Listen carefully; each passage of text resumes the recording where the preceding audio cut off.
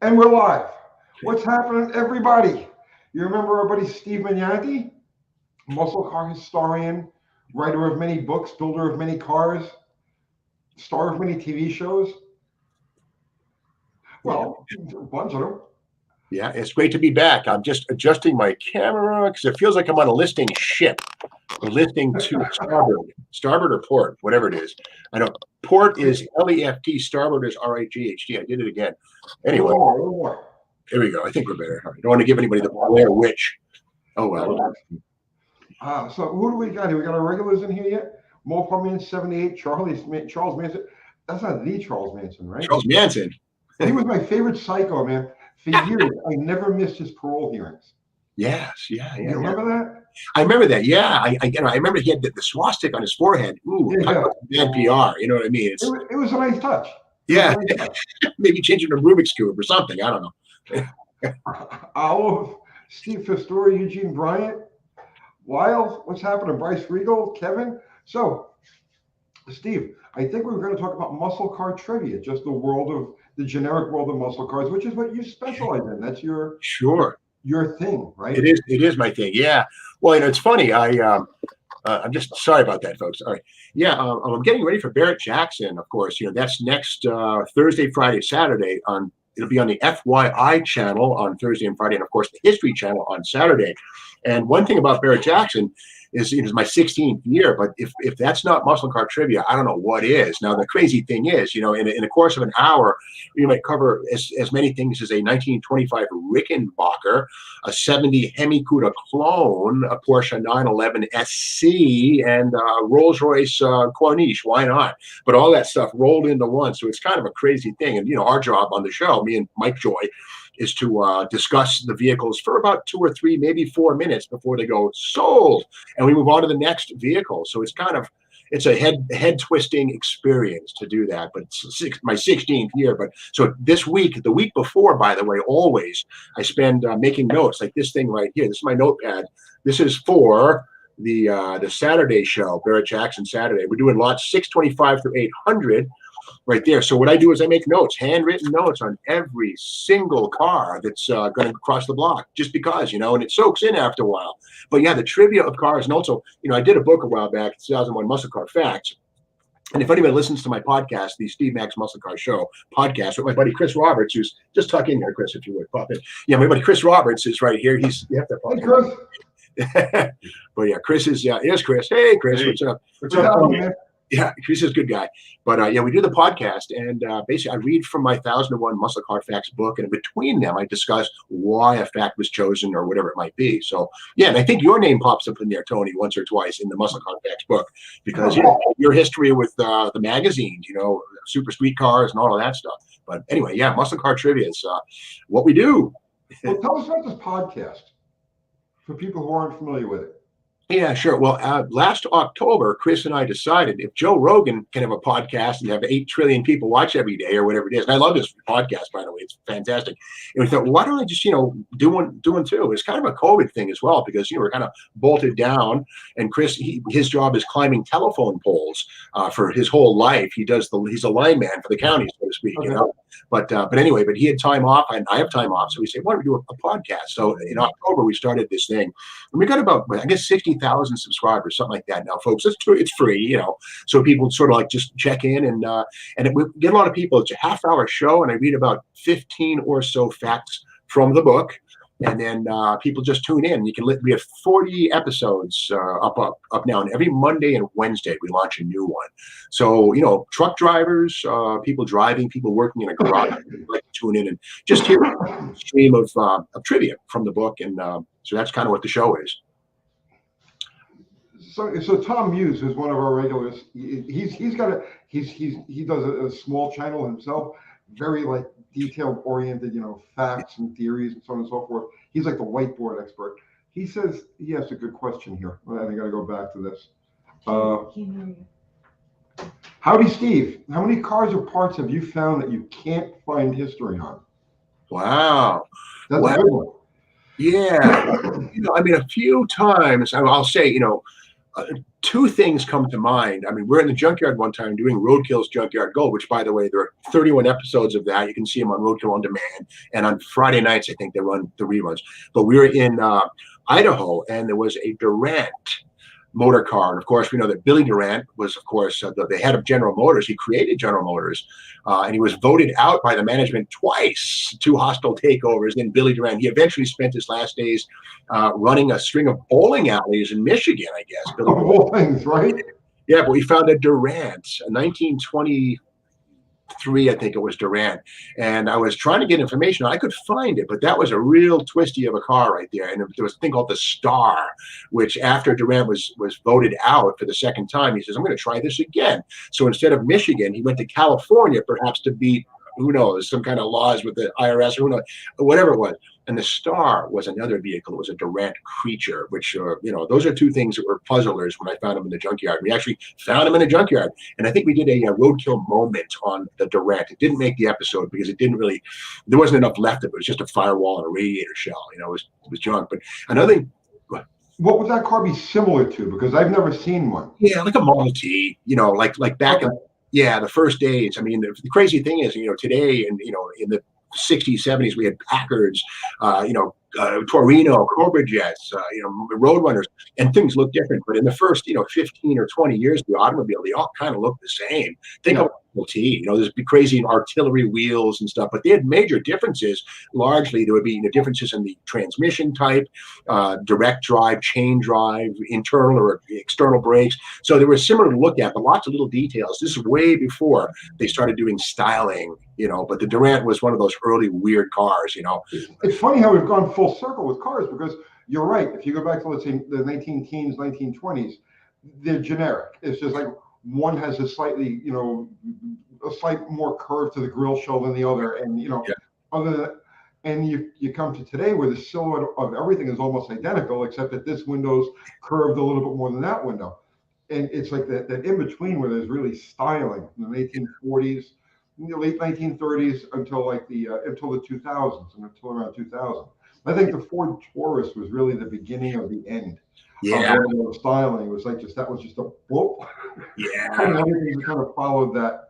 I try to think like, everything was once somebody's baby. It was a brand new, here we go, going to take over the world. And I think I try to put myself in the mind of the stylist, the guys in the room with the clay, before it became the dud that it is on the road in the junkyard. Another Taurus, no, But before that happened, it was kind of seen as a groundbreaking design. It was round. And again, at that point in time, we got to remember the EPA was mandating CAFE standards, as they still are.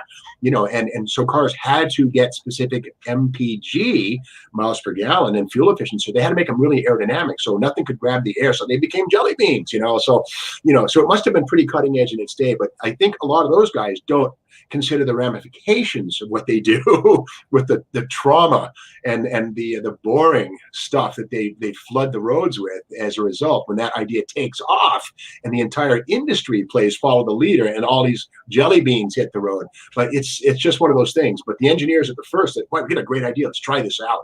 And then that happens.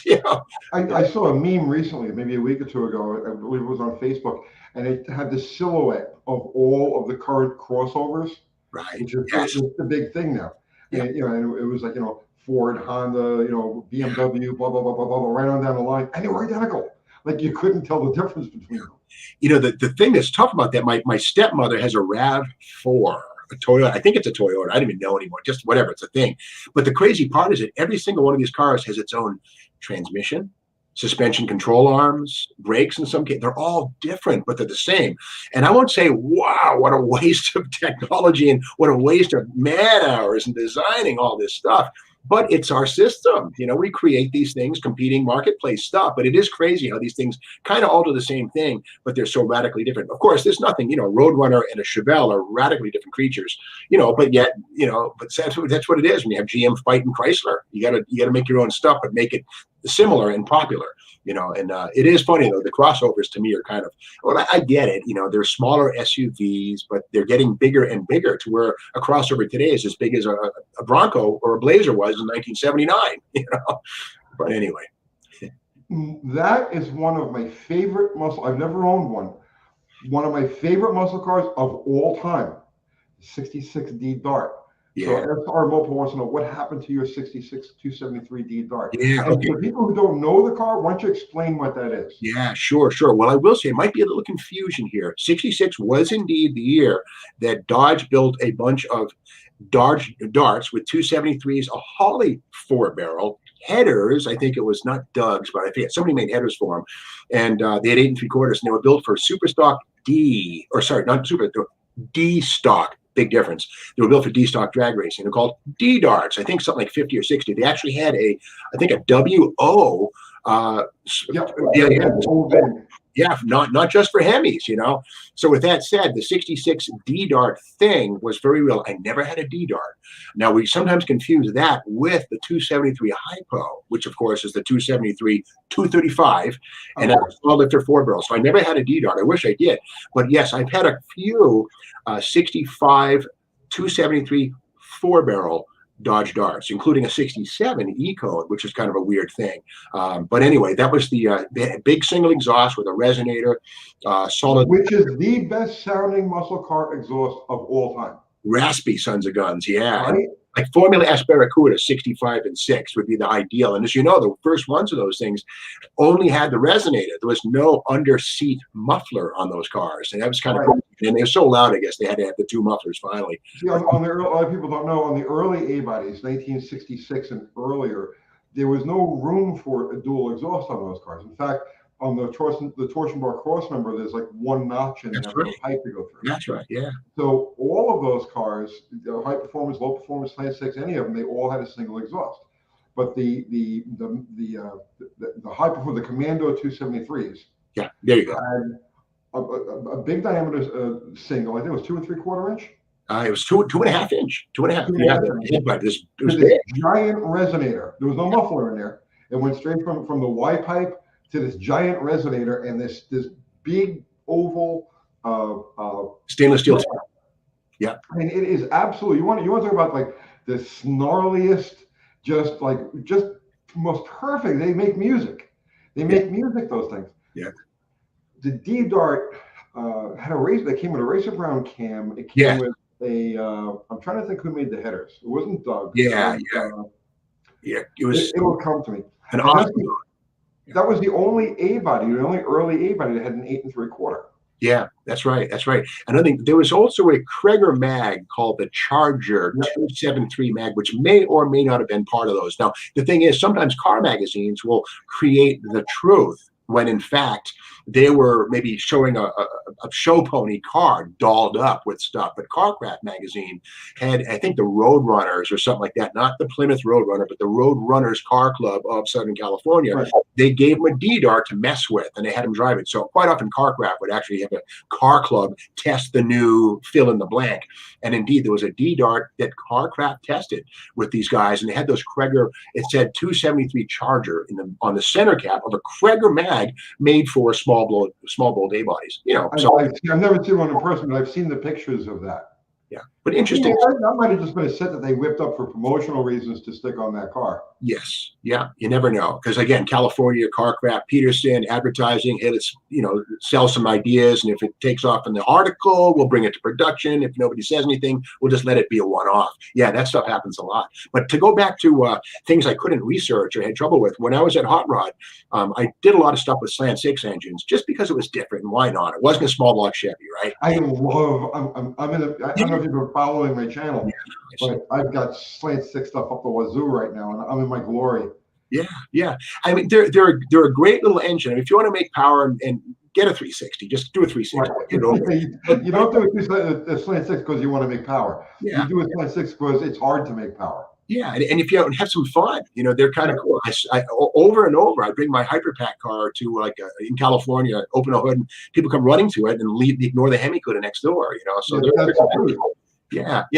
but when I was at Harvard, I did some writing, and this guy, he wrote in saying that he worked for the Kokomo, Indiana Forge and Foundry Division, where they made aluminum stuff, torque flight cases, stuff like that for Chrysler.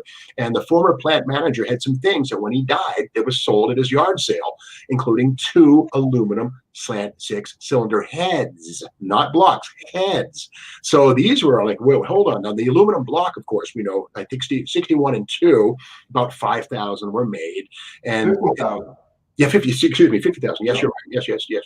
So 50,000 of those things were made. I found a few of them. I built a couple of aluminum slant-sixes. They're cool. The thing with them is you got to treat them like they're made of glass because they're delicate. And the main saddles, upper and lower, are iron, and the upper sit inside of the block with dowels. So it's easy to destroy an aluminum block slant-six. So be kind. That said, the Dragmaster dragster back in 1962-3 had an aluminum block, and they ran that thing in the 9-second zone, probably 1,000 RPM. So it's not that delicate, but they could get another one if they broke it. We can't today in 2021, But anyway, so these things arrive, and indeed there were 2 aluminum cylinder heads. It was just like an iron head, exactly like one, but it was cast on aluminum, and they had stampings in them. One was it said 059, and one said 61, I think. So I would imagine they made at least 61 of these things. And Willem Wortman did one of those SAE white papers, which is sort of, it's like an industry report card, or hey, look what we did. It's a little show and tell kind of paper.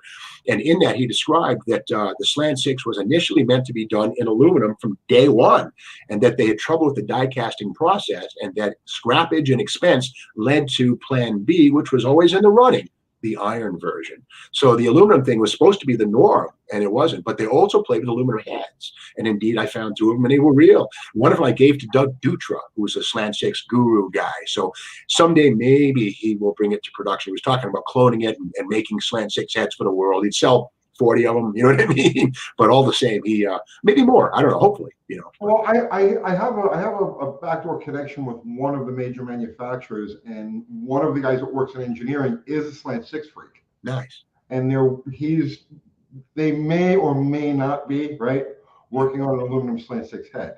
Wow. But with the current state of things, supply chains and cost of materials and so on and so forth, that may not happen for a while, if ever. But that's something that is, not to really be talked about, but it's something that's more than just potentially, going to happen.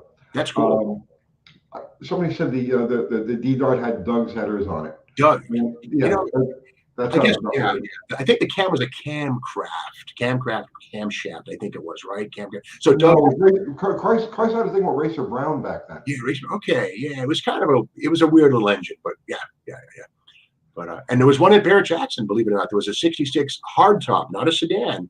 And at Barrett Jackson, I looked at the VIN and it had a WOVIN. Oh, no, sorry, LO. But the O in the second spot is just amazing. I said, wow, an actual super stock D-Dart. Now the car had been through the ringer, but it was. It's the one factory race car that everybody talks about, the W and RO, coronets and Belvederes. And of course the super stock, the Cudas and the Darts, the Hemi Cudas and Darts. Never talks about the D-Dart, which is like, it's a legit factory package race car. Yeah. It's interesting. Let's see. I'm trying to see. I'm talking to you, and I'm letting these things go. There was something that caught my eye, but now I can't find it. RC Top Fueler. How rare. See, now, do you get into this, Steve? Are you like a Galen Govier type, where you document numbers? You go for the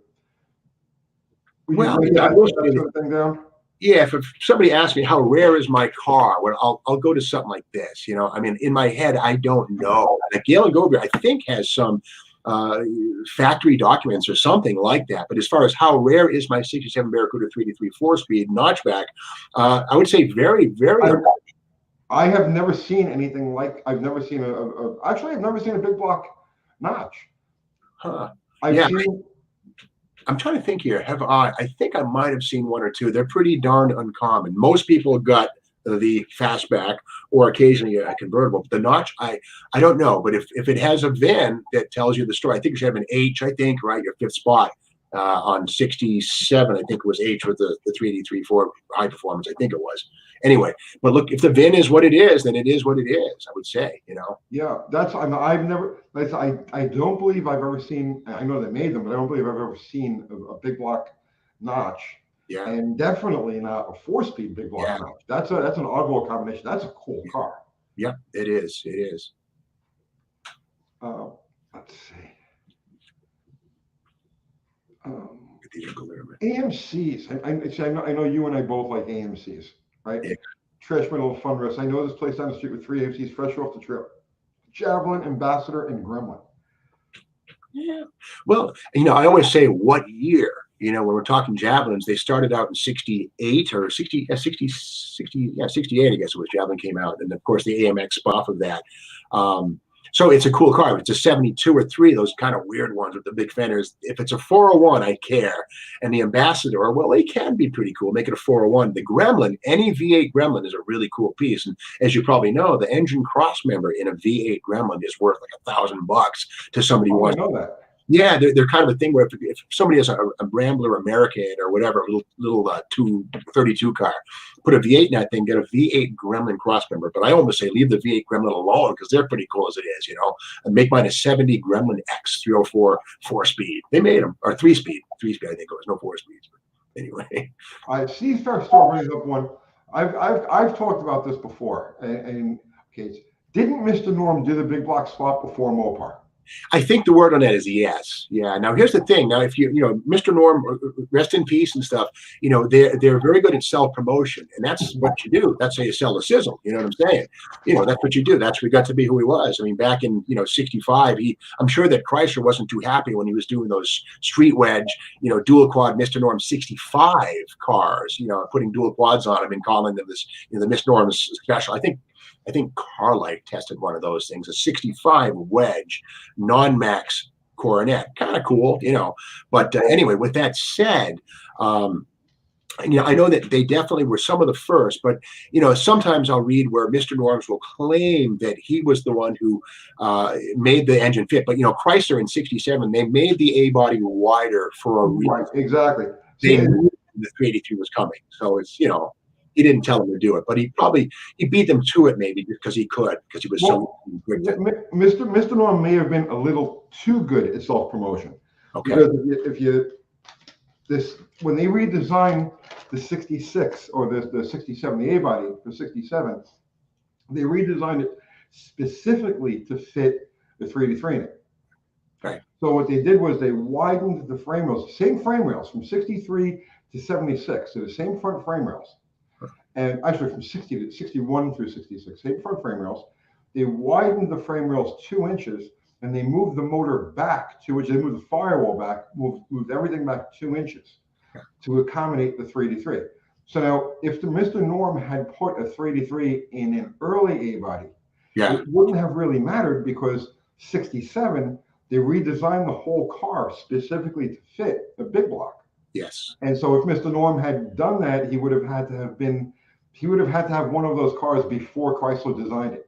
Yeah, and keep in mind, they were messing with the 67 sheet metal in 65, you know, because everything that makes the production line, and they were thinking about it 3, maybe 4 years before, you know. So, and the slant-six, that program kicked off in 1957, according to Workman's papers. So, you know, everything takes time to become, you know what I mean? So, you know. Workman, let's talk about Workman for a minute, because he was very influential in Chrysler engine design.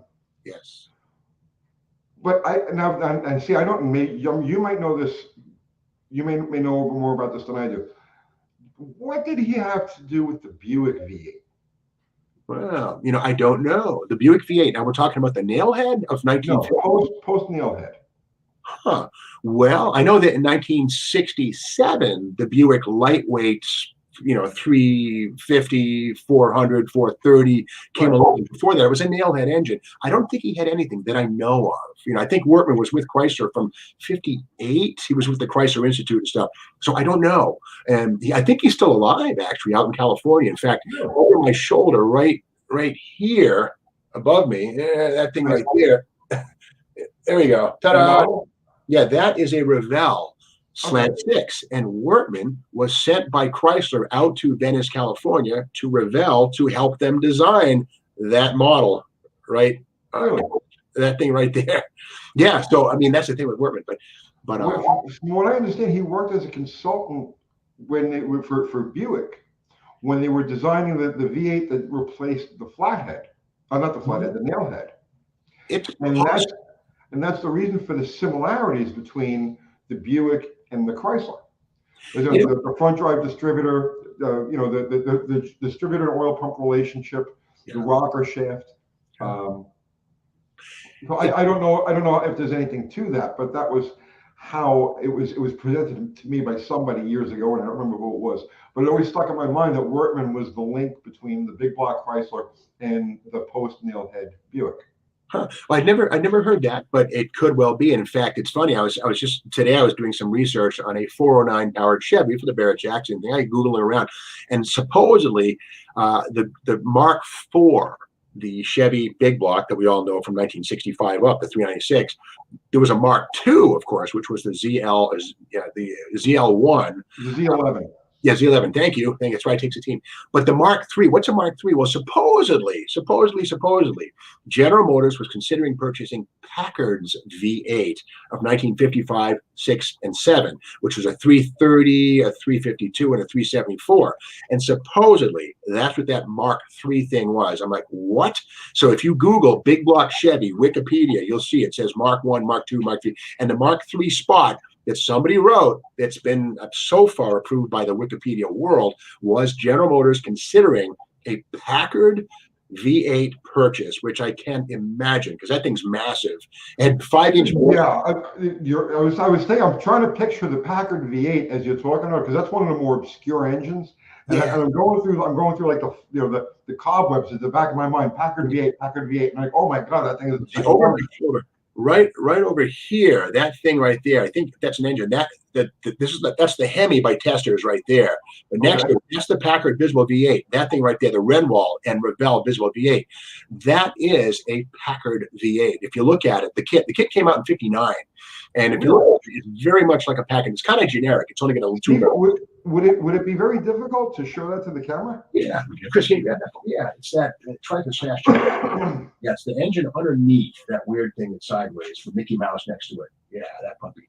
Not that, the big plastic monster. Oh, this one. Yeah, no, yeah. Grab it from the back, grab it from the bottom, because it's going to come apart. Okay. Sorry. Go ahead. But yeah, this is the old back in. People say, hey, I had an 8th scale V8 engine that I think it's quarter scale actually that I built when I was a kid. It's spark plugs, all kind of stuff. Well, this is it. Thank you. Yeah, this is it right here. This is the Visible V8. And if you look at it, like the cast iron crossover for the water pump, the generator, it's all pretty old. And these big, long valve covers, these puppies right up here. Right. It's here. And the thing is, and see how the heads have this deal, like an FE Ford kind of deal almost like that. Well, this is very much like a Packard V8. In fact, I think it was the Packard V8 that Renwall utilized to do the Visible V8. And on the more recent ones, this right here, there's like a little hand crank you put in there. Yeah. That's how they operate. They used to have an electric motor. So that's the story of that. But that's the Packard V8. And the thing with those is that they actually had a 5-inch bore spacing, bigger than a big block Mopar, bigger than a Chevy big block, only rivaled by the Cadillac 472 and 500 of 1968 and 70. And so they could have gone 500 inches with that Packard V8. So it had a lot of potential. And it was a Kettering style wedge with a very GM looking valve train. So the Packard V8 probably was worth a look on the part of General Motors, but they passed, obviously. But that's supposedly what the Mark III V8 is. So to get back to Willem Wortman, maybe he moonlighted for Buick.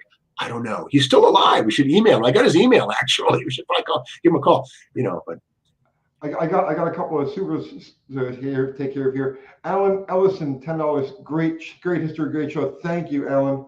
And then we got this one from Ben Treese. Then thank you, Ben. Steve, I'd like to get your take on the 5th generation 81 through 87 Dodge Charger with the Chrysler 2.2 4-cylinder front-wheel drive. I had one of those cars, and it was a fun car to scoot around with. Yeah. The Shelby Chargers, I mean, here's the thing. I was born in 1964, so I'm 57. But I remember in 1984, I was 20. And I mean, the 5-liter Mustang gets a 4-barrel carburetor. The Camaros, the L69 and stuff like that starting to come on. I'm thinking, come on, Chrysler, what do you got? What do you got?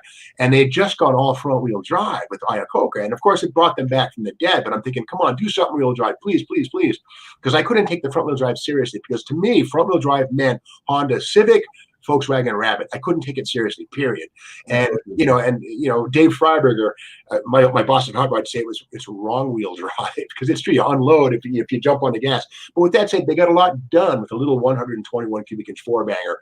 I don't consider them lust-worthy, but I certainly appreciate what they got done. I'll tell you what, at Chrysler's at Carlisle in 1988, 9, 90, 91, there was a huge contingent of front-wheel drive people who were there, so it's a thing. I get it, but to me, it was just wrong. It was, I don't know. I never could get into them too much. I never owned one, but I appreciate them certainly, their utility and what they are, and they look pretty good. The 5 lug wheels, the Shelby stuff was pretty cool. See, I didn't have a Shelby. I just had the regular 2.2 Charger. Yeah. With the 5-speed. Yeah, it was a 5-speed. Yeah. And I mean, no, like as a muscle car, it didn't register. As a keeper, it didn't register. But I had it back in the day when they were good drivers, when it was like a typical car on the road. Yeah. And I mean, it was a good car, a good overall car. But I want to get Kurt Zimmerman. This is a good question. And it's something I don't know very much about. Any info on the 1970 LS7 Chevy engine that was sold over the counter? Well, all I know is that it was advertised, the LS7. Supposedly it was going to be produced. I think a couple of papers came out, but all I know is that it was sort of a bigger, badder, like an L88 based on a 454 block. That's kind of all I know, with aluminum heads. I know the LS6 did come out as production, I think in 71, in a handful of Corvettes, like 10 of them or something like that. But the LS7, I think, was just a high compression, L88, but with 454 cubes. Now, I know for sure in the 1980s, all my buddies were buying up LS7 GM crate engines, which may have been, they weren't vintage engines, but they were definitely the LS7. My buddy Chris Hawkins would get an LS7, put in his Chevelle and run instant 11s, but. So yeah, I tell you, the LS6.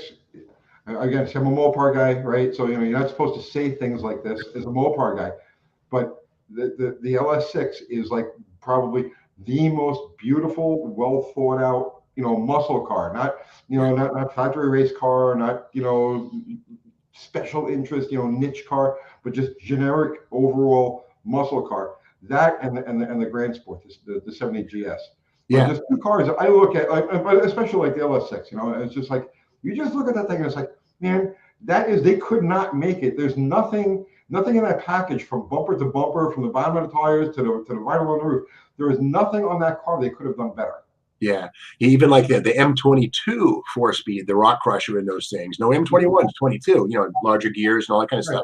And the only thing I've always had issue with GM and their 9.5-inch brake drums on the back of the LS6, same brake drum size as a 6-cylinder Malamar. Then again, it had discs up front, big discs up front, so nothing wrong with that. But the 12-bolt rear axle, it's an okay piece. But if you break a C-clip, you'll understand how not okay they are. But with that said, it's it's pretty cool. I always pondered that though. Why with the 12 bolts and the 10 bolts, especially the 10 bolts? But they never had those on the good cars, at least not in the heavy years. But yeah, the 12-bolt stuff, they're cool. But I always kind of thought the GM got a little better with the rear axle, especially GTOs. Crazy that goofy little tiny axle they had in those things in 65, 6, 7, 8. But anyway, but yeah, the LS6 is a thing of beauty. Yeah, they're great.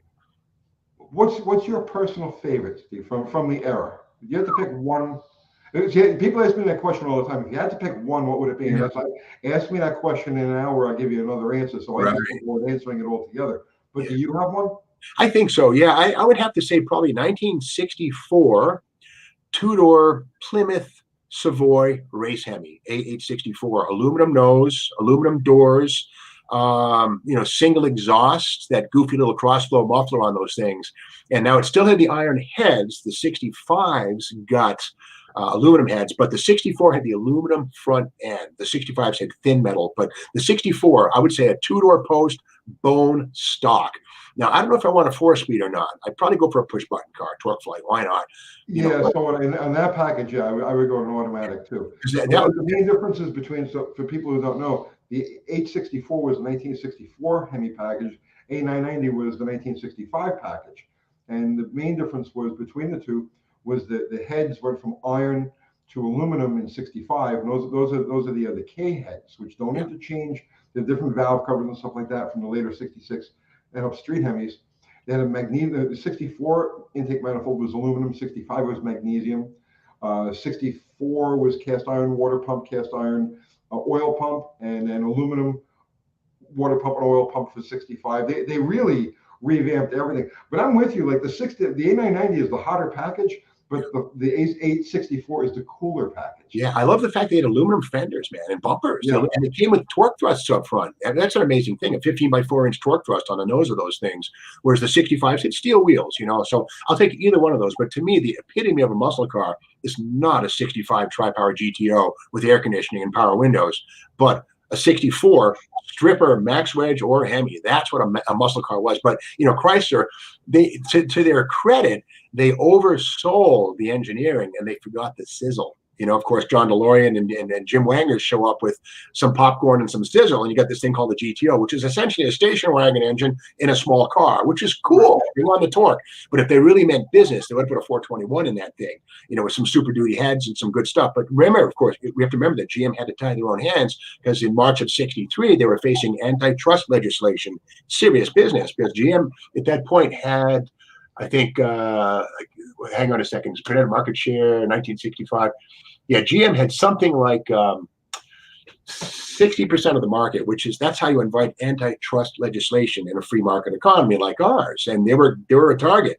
So they were told from top to bottom, reduce your profile. And that usually meant get rid of the race programs now, let alone anything else. So that's really what killed March of '63. GM tied their own hands. So I always say to myself, if GM had not had that pressure, you can only imagine the insane stuff they would have unleashed. Hemi heads, dual quads on everything. And, you know, it would have been a whole other thing. So GM kind of lagged because they had to for survival.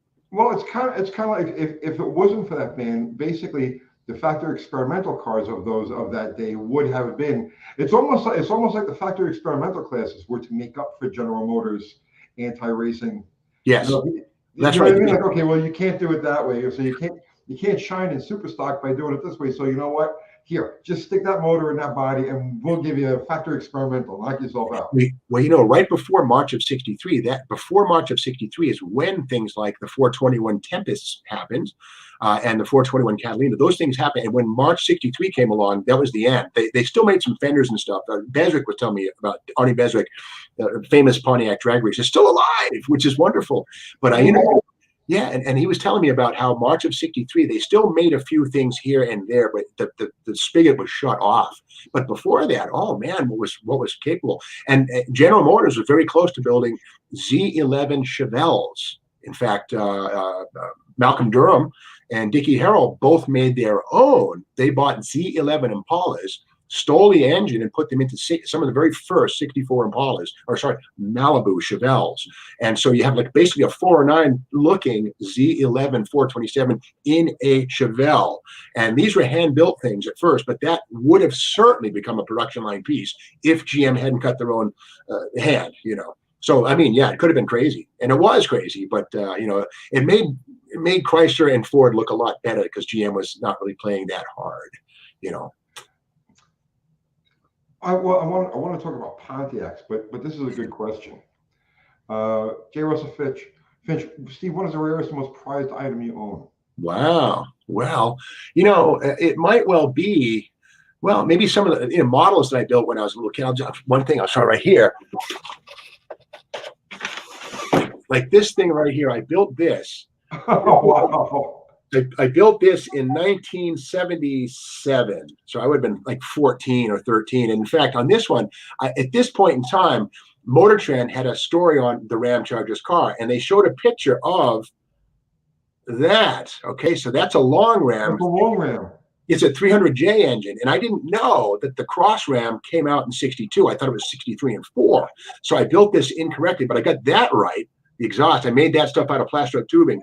So I have about 7 or 8 models that I built when I was 13 or so, and my dad would go on these rampages.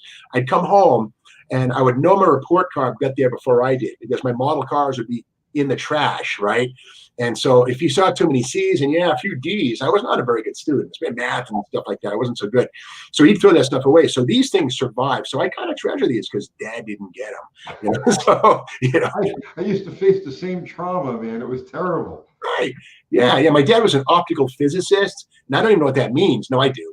But he, his thing was lenses and stuff like that. My brother, he's an eye surgeon in Indiana, but I was kind of into cars and stuff. My dad didn't get it. Rest his soul. We became friends and stuff like that. It was good. But anyway, but these models that I still have from when I was that age, I treasure them. I really do. But beyond that, I guess I have a set of 64 Hemi K-heads that I bought from Mopar. What's his? I forget the guy's name. He's got a Mopar yard in. No, not Steve O'Neill. No, but similar. But these are some iron K-heads. I have those in the valve covers, and I built a car. Well, here it is, the Rampage Dart. This thing here. And the idea with that was there was a car called the Kid Goats, another one called the Corruptor's Pup. And these are early, like 1964 Dodge Darts with max wedge engines thrown at them. And they were basically some of the first max racers, really. And they were not factory built, but the engines were supplied in some cases free of charge to people to build. So that was a pretty cool thing. So as soon as the Hemi came along, the Billy Jacobs Kid Goat, the Rampage, the S7 and Dodge Rampage, these things, they became Hemi-powered A-bodies, some of the very first, in like late 64, 65. And Gene Snow, of course, had a Hemi-powered Dodge Dart, the 65. So anyway, the idea was when I built my Rampage, I could only afford a wedge, right? So I put a max wedge together for it. But the idea was to put a 64 vintage injected K motor in that car and bring it to life. Never happened. I sold the car, but I bought the K-heads. And so I have them waiting for some other project some other day. But they're a set of K-heads. And keep in mind, only 271 Hemis were made in 1964, they say. And these heads are from one of those engines. And if they could only talk, they don't talk. Well, now, you talk about the 64 K-heads, and you mentioned Arnie Beswick before. So back when I was working for Superstock magazine, I spent a weekend over on Arnie's farm. And it was actually at the same time that I was messing with fuel cars too. So he and I spent more time talking about fuel cars, the tuning and odds and ends and stuff like that, than we did the story for Superstock. But anyway, he gives me the tour of his property, and we're looking at because remember now there was a fire in 1970 that wiped him out, burned down his barn, his race cars were in there, transport, everything was gone. So he was giving me the tour of everything that he had acquired, back in the day and stuck away, and including 2 all aluminum Ram Air 5s. Wow. Which were cast specifically by Pontiac for him. Wow. But getting to the 64 K heads. So in 1970, he realized he was having a hard time with the Pontiac. Time to go Chrysler. Yeah. So he bought a load of 426 stuff and was starting to run that in his car, 1970, when the fire hit. The boss. When he had just gotten a pallet of 64 K heads, and they were in the barn when the fire happened. So he was like, "Yeah, I think I still got them, right?" So he says, "Really?" So he says, "Yeah, come on, I'll show you." So we go across his property. He's got a little building where there's like just stuff that he had pulled out of the fire, and sure enough, there's a stack of 64 K heads. Right? And I'm like, Arnie, what do you want for these things? Yeah. He says, they're no good. He says, they're shattered. I says, really? He says, yeah. So I pick one up, okay? And it's shattered. It happened during the fire. The heat was so intense that it actually fractured all of these castings. Wow. No, I hope he didn't throw them away, because even junk like that is precious. I'm sure they're still there. Get a hold of them. I'm sure they're still sitting there. Wow. Well, I paid $3,200 for my heads, and here's the thing. The guy who sold them to me, Larry Walniak, love the guy, Mopar Larry, good guy. But they didn't announce to me that on each head, one chamber had been smashed and then welded up in such a way that maybe a rotary axe might have been involved. You know what I'm saying? It wasn't pretty. So I had them flow test. I had them pressure test. They're okay. They hold water and stuff like that, but they're sail proof. People look at them. Holy smoke! Look at that chamber. They're all. Yeah, so that sucks. But anyway, I do have a set of K heads, and I love them. And someday I'll put them on something. I don't know what. Yeah. I hope Beswick doesn't throw those away, because even junk like that is precious to somebody somewhere. Awesome. Like I said, get a hold of them. Listen, he has a lot of stuff. Just like random, one of a kind, one off, weird, all stashed around his property. Yeah. 3-team will run. Thank you, man. I appreciate that. Arnie's Tameless Tiger is now driven by Anthony Lane, a guy I met at a street race years and years ago. Yep, I tested him tune at Cordova. I love Cordova. So it's one of my favorite trucks. Best drag strip. Well, I don't know. It's been 20-something years since I've been there, but best concession stand food in the world. In the world. Yeah. Their burgers, I can't even. Because everything's fresh there. Like cow, and there's all these corn-fed cows, and the meat from the hamburger was it was sweet, it was juicy, it was. I'm a foodie. I'm a degenerate foodie. I can't talk about this stuff. All right, let's get back to our guys over here. Pontiacs. We were talking about Pontiacs, and something was in my head, and I don't remember. Because see, we don't do enough Pontiac stuff on my channel. I want more Pontiac stuff. I'm just not surrounded by Pontiac people. Now I saw a quick video. So now you have a YouTube channel. Let's let people know you've got an active YouTube channel. You're actually putting material on there right now. Yeah, it's true. Yeah, I've kind of, gotten wise a little bit. I mentioned the last time, kind of waiting for, Motor Trend to call and more episodes. Well, they ain't calling. So I figured just cut out the middleman, do a YouTube. So my buddy Chris and I, we're starting to just do things with the phone. And some folks, well, it hasn't where's the drone? Where's the sky shot? Where's the gym shot? Well, maybe later, season 5. But with that said, we're running around just seeing cool stuff and bringing it to life and giving it away. And so sure enough, went to a place called One Stop Auto over in Brimfield, Massachusetts, where back in 2011, I think it was, a tornado came through and raised hell. I mean, if you Google it, it was a sad thing.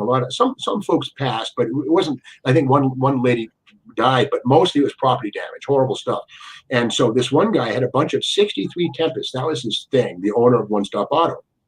And one of them was a 63 little Tempest with a 4-speed cast iron Hydra-Matic behind a tri-power 421, not a Super Duty. He put this together himself. He had leaf springs, coil springs in the back, and I think a Pontiac banjo axle, big old monster. But it was nice, it was kind of like what you would have built, if you had a Tempest and a 421 back in the day, and you don't want to keep the transaxle. And there it was. Well, the tornado comes through and smashes the car. The A pillar, the B pillar, the quarter panel all got whaled by trees and stuff. So it was a bright red car. It was his show car. He had Krager mags on it. He was so heartbroken. He stuck it in his garage, tucked it away, and it still sits. So he says, go on over, take a look. So Chris and I went over there last week, and I just did a little walk around. But yeah, it's, and keep in mind, I think there were 6 FX Tempests hard tops and 15 with the wagons and that. And we said, could this be one of them? No, it's a steel car. There's no aluminum on this thing, but it is a 421 Tempest. So yeah, that's on my YouTube channel, the Steve Magnante YouTube channel right now. But yeah, it's fun just giving cars a voice and sharing stuff with people. So guys, go over there, sub, ring the bell, do all this stuff, like his videos, because it all helps for the algorithms. They'll get, and comment, of course. Throw a comment in there because it all helps the algorithms. We got to get him out there because this guy's going to take over YouTube. I'm telling you right now. Give it 2 years, and Steve is going to be at the top of the YouTube heap. Well, the frustration is sometimes, when you sort of want to, if you want to do what you do, and you have to wait for people to let you do it. That's television, and you're waiting for the next season to be approved and stuff. So it's frustrating. So I've decided I can't wait for that. So yeah. Anyway. Yeah, the old media is dead. The magazines are dead, and now the old way of producing is that, like you were saying, it cost me $38,000 an episode to film. And that was cheap. Right? The word was, wow, this is one of our least expensive shows. That like, what? Are you kidding me? But there it was. Yeah. So Uncle Kathy says she wants a raise. What a raise. Right. But have you ever come across any Swiss cheese cats? Wow. Well, yes, I have. At Barrett Jackson, not in the junkyard, At Barrett Jackson, there was one. It was sold, I think, 3 years ago in Scottsdale. It was one of the 3-speed manual cars. And one thing about those, I didn't realize that the majority of those were shipped with 3-speed manuals, not on the column, but on the floor. And then the aluminum T10 was then shipped two people to put in, like Seton. Pete Seton had one, I think it was. It became Seton Shaker shortly thereafter. But this was one of I think it was the Packard Pontiac. I think it was the Packard Pontiac Super Duty Catalina Swiss cheese with plastic side windows, as I recall. And it was pristine, nice car. And that sold at Barrett. It was a silver car, as I think most of them were. But it was a 3-speed manual car, indeed. Yes, there it was. Single exhaust. There it was. A crazy single exhaust on those things, And the Swiss cheese frame. I actually, sometimes at Barrett Jackson, I can wander around at night when there's nobody there and stuff because I make notes and stuff. And it's, I got my credential, blah, blah, blah. So I looked under there. I touched the frame. I actually put my hand on the Swiss cheese frame. And the funny thing is with those frames, as you probably know, when those frames were stacked up at A.O. Smith or GM, wherever they were holed, I don't know. But they put 2x4s that were strapped in to the sides because they were so flexible, rough handling could have kinked or bent or damaged the frame. So they actually had temporary wooden beams they stuck into the C-channel so the whole frame wouldn't tweak before it's installed in a car. Boom. When I was a kid, let's say this is like around 1974, 1973, 1974, there was a guy in my area on Staten Island. His name was, if I remember correctly, I could be wrong, I think his name was Jimmy Donovan. And he daily drove one of those cars. That was his regular, because remember at that point, they were outdated race cars. It's before the collector thing hit or anything like that. And they're just old, outdated race cars. And this thing had rusted quarter panels and the whole, but it was a Swiss cheese cat. And he was street race it, but you would see the car just in traffic. There goes Jimmy Donovan.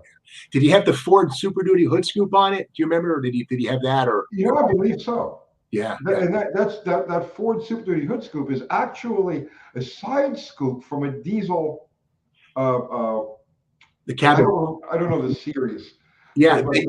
Dump truck. Yeah, to that point, something I've always puzzled over. In fact, on Roadkill's Junkyard Go, we've done this, and that scoop was also used, horizontally on the tops of from 1957 through 1985 or so. Even the L series trucks, you'll sometimes see them. But that scoop does one of two things.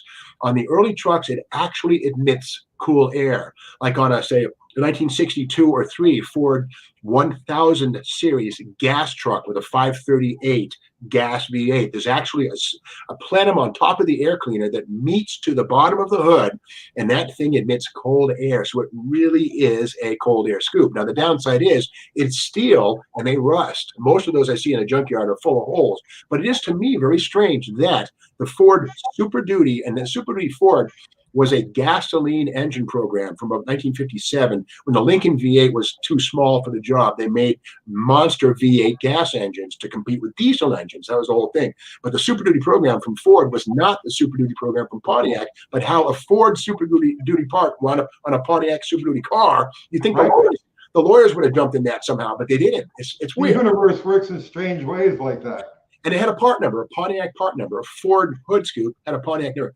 Go figure. So when you see those on like the Super Duty Tempest, those are absolutely correct on those things. And they weren't aluminum. You'd think that they would have said, hey, make us a few aluminum scoops because the rest of our nose on the Tempest is aluminum, but they were steel. Well, those scoops were available through the J.C. Whitney catalog, but in fiberglass. Yes, indeed. Yeah. Yeah. I think there were knockoffs of, quote, the real thing, unquote, whatever. But yeah. The thing is, and that was back in the day, really before boundary layers and stuff like that were understood, because, and those scoops were there, but they didn't really do, and there was no ram air effect for them. It was just a cold air scoop. They didn't get to the boundary layer scoops until 1969. Yeah, Bauman. Yeah, John Bauman, Chrysler. Yeah. Such a mark. But and then the teardrop scoop. That is the most misunderstood hood scoop in and I did a whole video about hood scoops and so on and so forth.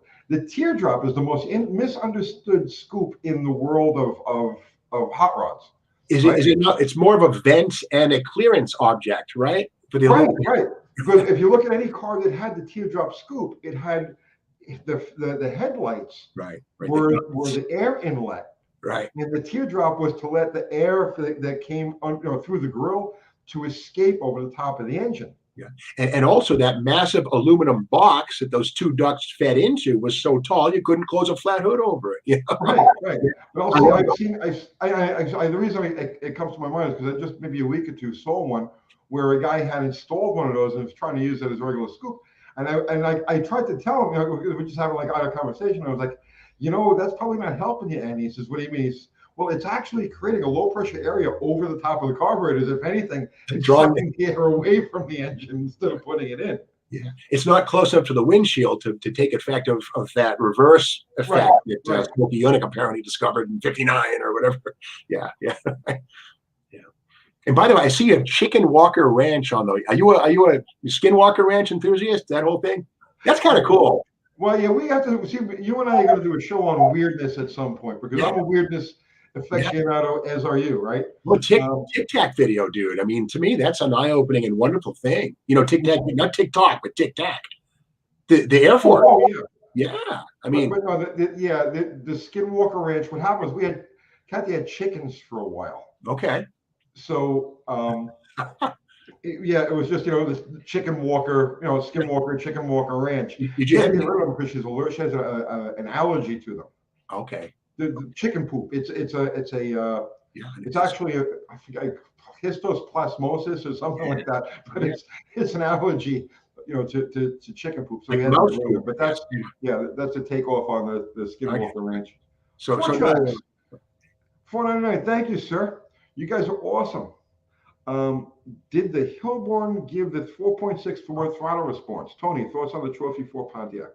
Well, let's talk about the Hillborns on your 4.6 because that's a neat setup. Yeah, sure. Well, we're talking about. I have a Ford Fairmont that has an altered wheelbase. I call it my funny Fairmont, and it has a 4.6. In fact, I just released a YouTube video on that with showing the engine and what it is. I describe how the 4.6 Cammer from a Mach 1 Mustang can be transformed into a funny car lookalike engine pretty quick. And what you do is you get an 8-stack injection. Mine are from DC&O, an Australian company, kind of obscure, whatever. But I will say, those 8 stacks, it's funny. When I built the Wilshire Shaker Nova at Hot Rod Magazine way back when, a guy from Electromotive came out. I won't say who, doesn't matter. But he says, there's so much throttle area, this thing's going to be a turd. It's going to go, ugh.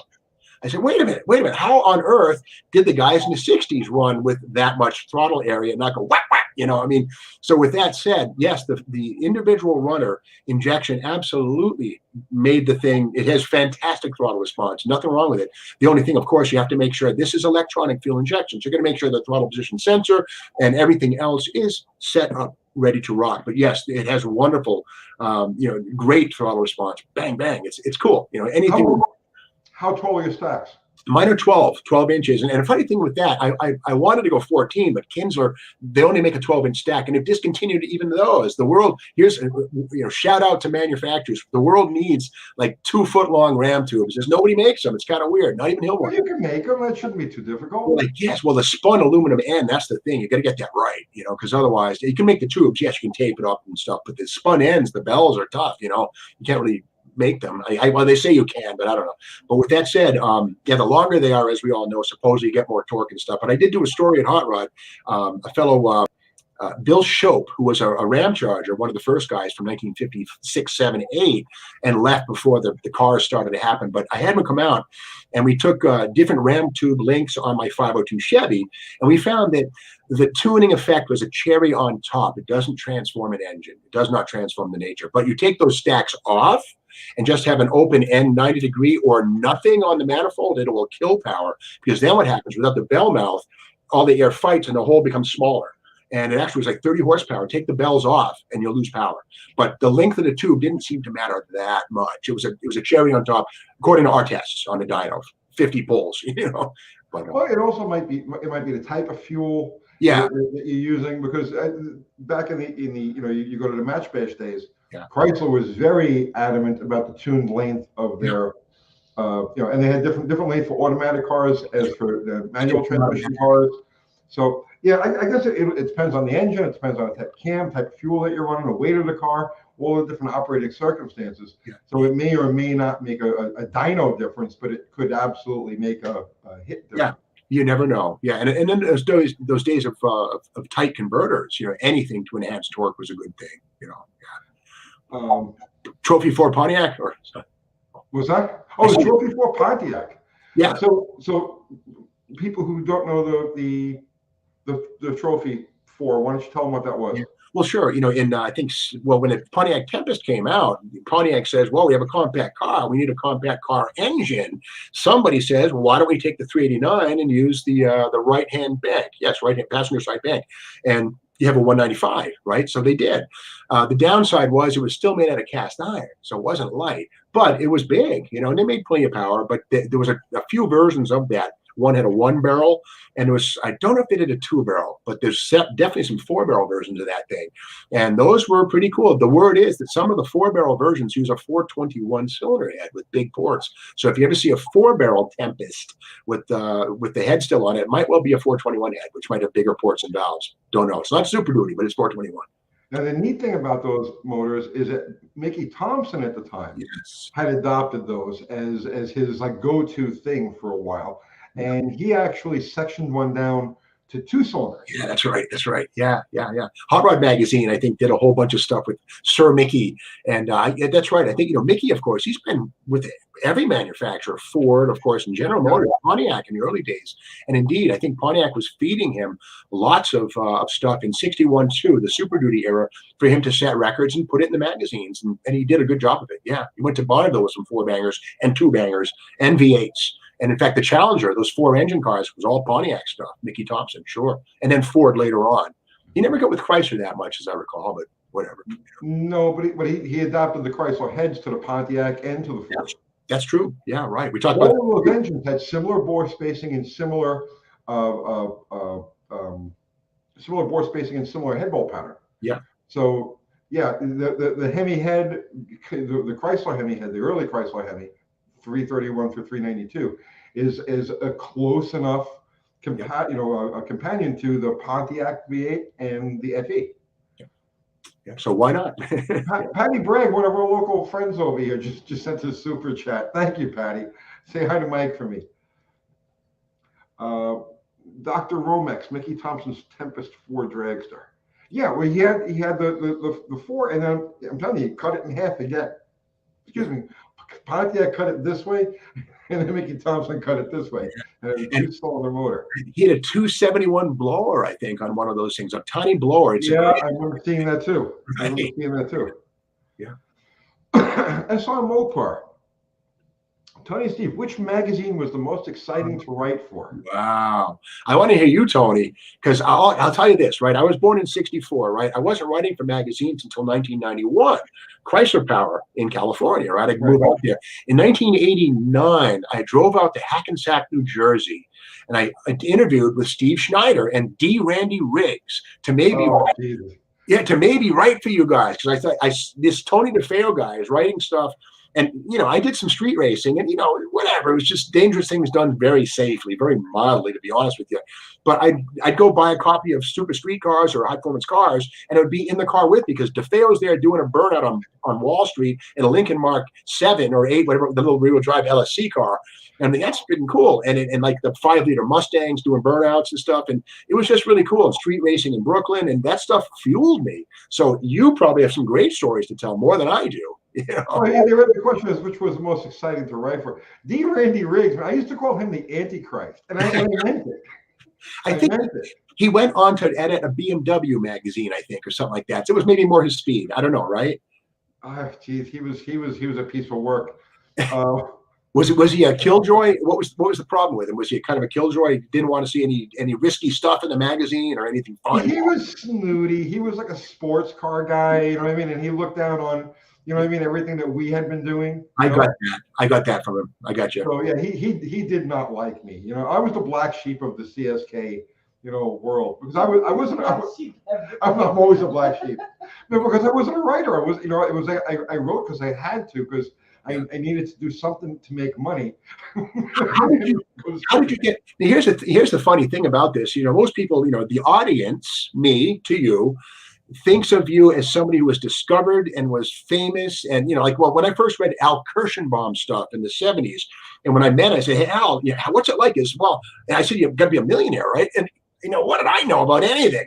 But I thought for sure that magazine people were like living the life. And I thought for sure, Tony DeFeo, my gosh, what's it like to get press cars, 350 Pontiac Firebirds, and to be loaned for the weekend and go do burnouts. But how were you discovered, so to speak? How did you get involved? Well, first of all, as far as the press cars and everything goes, I didn't have a license. So all of those press cars had to be snuck out by other people and then handed off to me so I could go take them street racing. Okay. So What's so funny? I'm just laughing. You Yeah. remember? I remember, yeah. I always had to have somebody go to the press pool and sneak out a car. I really used to get Can I, that. can I, ask, can I ask why no license? A little drinky, or was it? Oh, I was like permanently revoked in the state of New York. I didn't have a driver's license when I got my first license.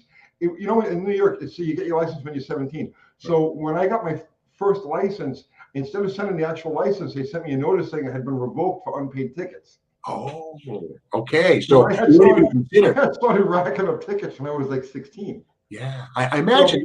Go ahead. I was like, the driver's license, that's the white man's problem. I'm not gonna deal with that. So I just went full on, right? But what did you say before that? Well, to get discovered or whatever. Oh, I wasn't discovered. Okay, so here's what happened. Okay, here's what happened. I had a couple different shops. Okay, and I had a problem with the a landlord issue. So I was like, no, the hell with it. I'm gonna just fix cars out of the house. So I lived in a Jewish neighborhood in Little Israel. I was the only goy in the whole neighborhood, right? I was the guy on Friday nights. I was the one who had to go shut all of their lights or turn their lights on. Right, that's right. So I made friends with them able to work on their cars in the driveway, but it just wasn't enough to pay the bills. So I'm like, I'm in the apartment, and I walked past a copy of Muscle Car magazine. It was sitting on top of the TV. And I says, you know what? I'm going to write for the car magazines. So help me, Steve. I swear to God, this is exactly how it went, right? This is how long it took for this to transpire. So I said, I'm going to write for the car magazines. I think they do this one locally. And I open it up, and there's the indicia, and it's like printed in Hackensack, New Jersey, blah, blah, blah. And there was a phone number there. So I called the phone number, and it says, hey, I want to write for you guys. How do I go about doing this? They're like, well, are you a writer? And I says, no, I'm a mechanic. So what are your qualifications, to be a writer? I says, I don't have it. He says, did you go to school? No, I'm a writer and I'm a street racer. That's all I do, right? And they're like, oh, you're a street racer. Come on down. We have something that might work for you.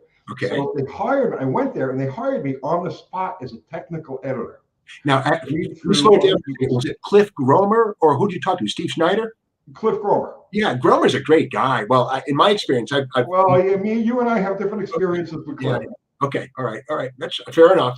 Yep. So he might be watching too. So hey, Cliff. Oh yeah, that's okay. The gnome knows he's nothing but love from me and the little guy, right?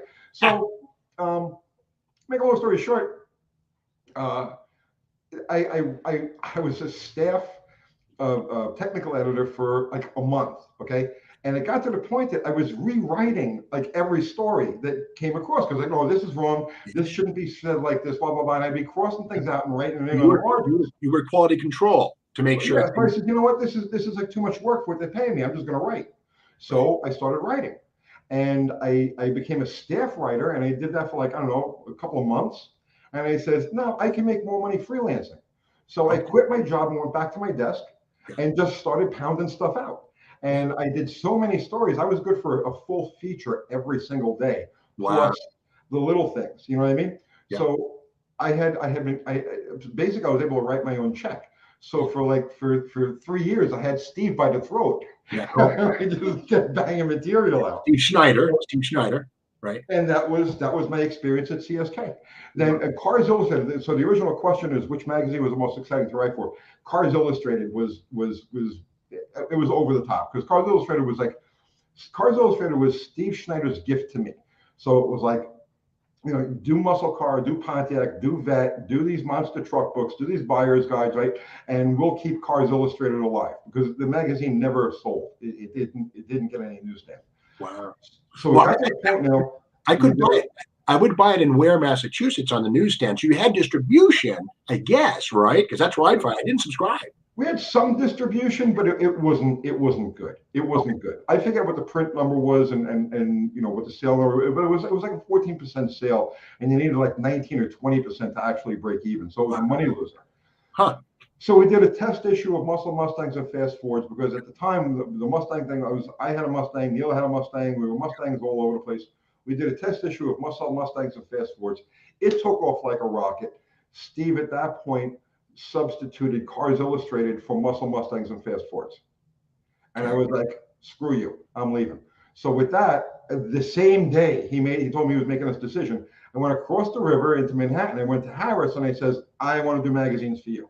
Okay. So I started a title to compete with each of CSK's magazines. Okay. So I did Mustang Action, Mopar Action, Street and Strip Supercar.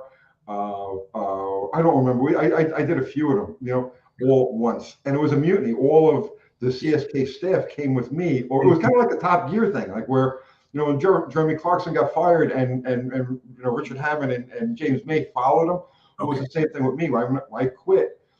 Neil Van Opry and Jim Cusks came over to Harris with me, and that's where Mopar Action magazine, which is still, it's like the last Mopar magazine out there. That's where that one came from. Okay, I know that. The first issue of Mopar Action, you had a red Daytona doing a burnout in red paint with red smoke coming off the back. I have that Daytona. And you had the recipe on how to build a 470-inch low deck with Chevy big block rods and stuff. I read that stuff. You know, that was an accident, man. The red burnout. I did a drag test for those people who don't know. I did a drag test on a Hemi Daytona, 69 Hemi Daytona.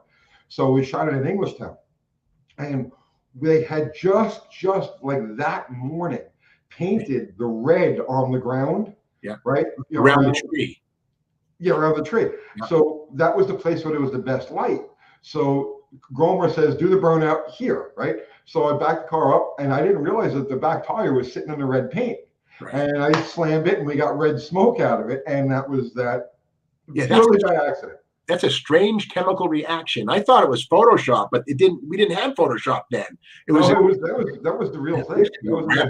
It's in the next room. I have it. Almost grab it and bring it on to show you, but I don't want to run away.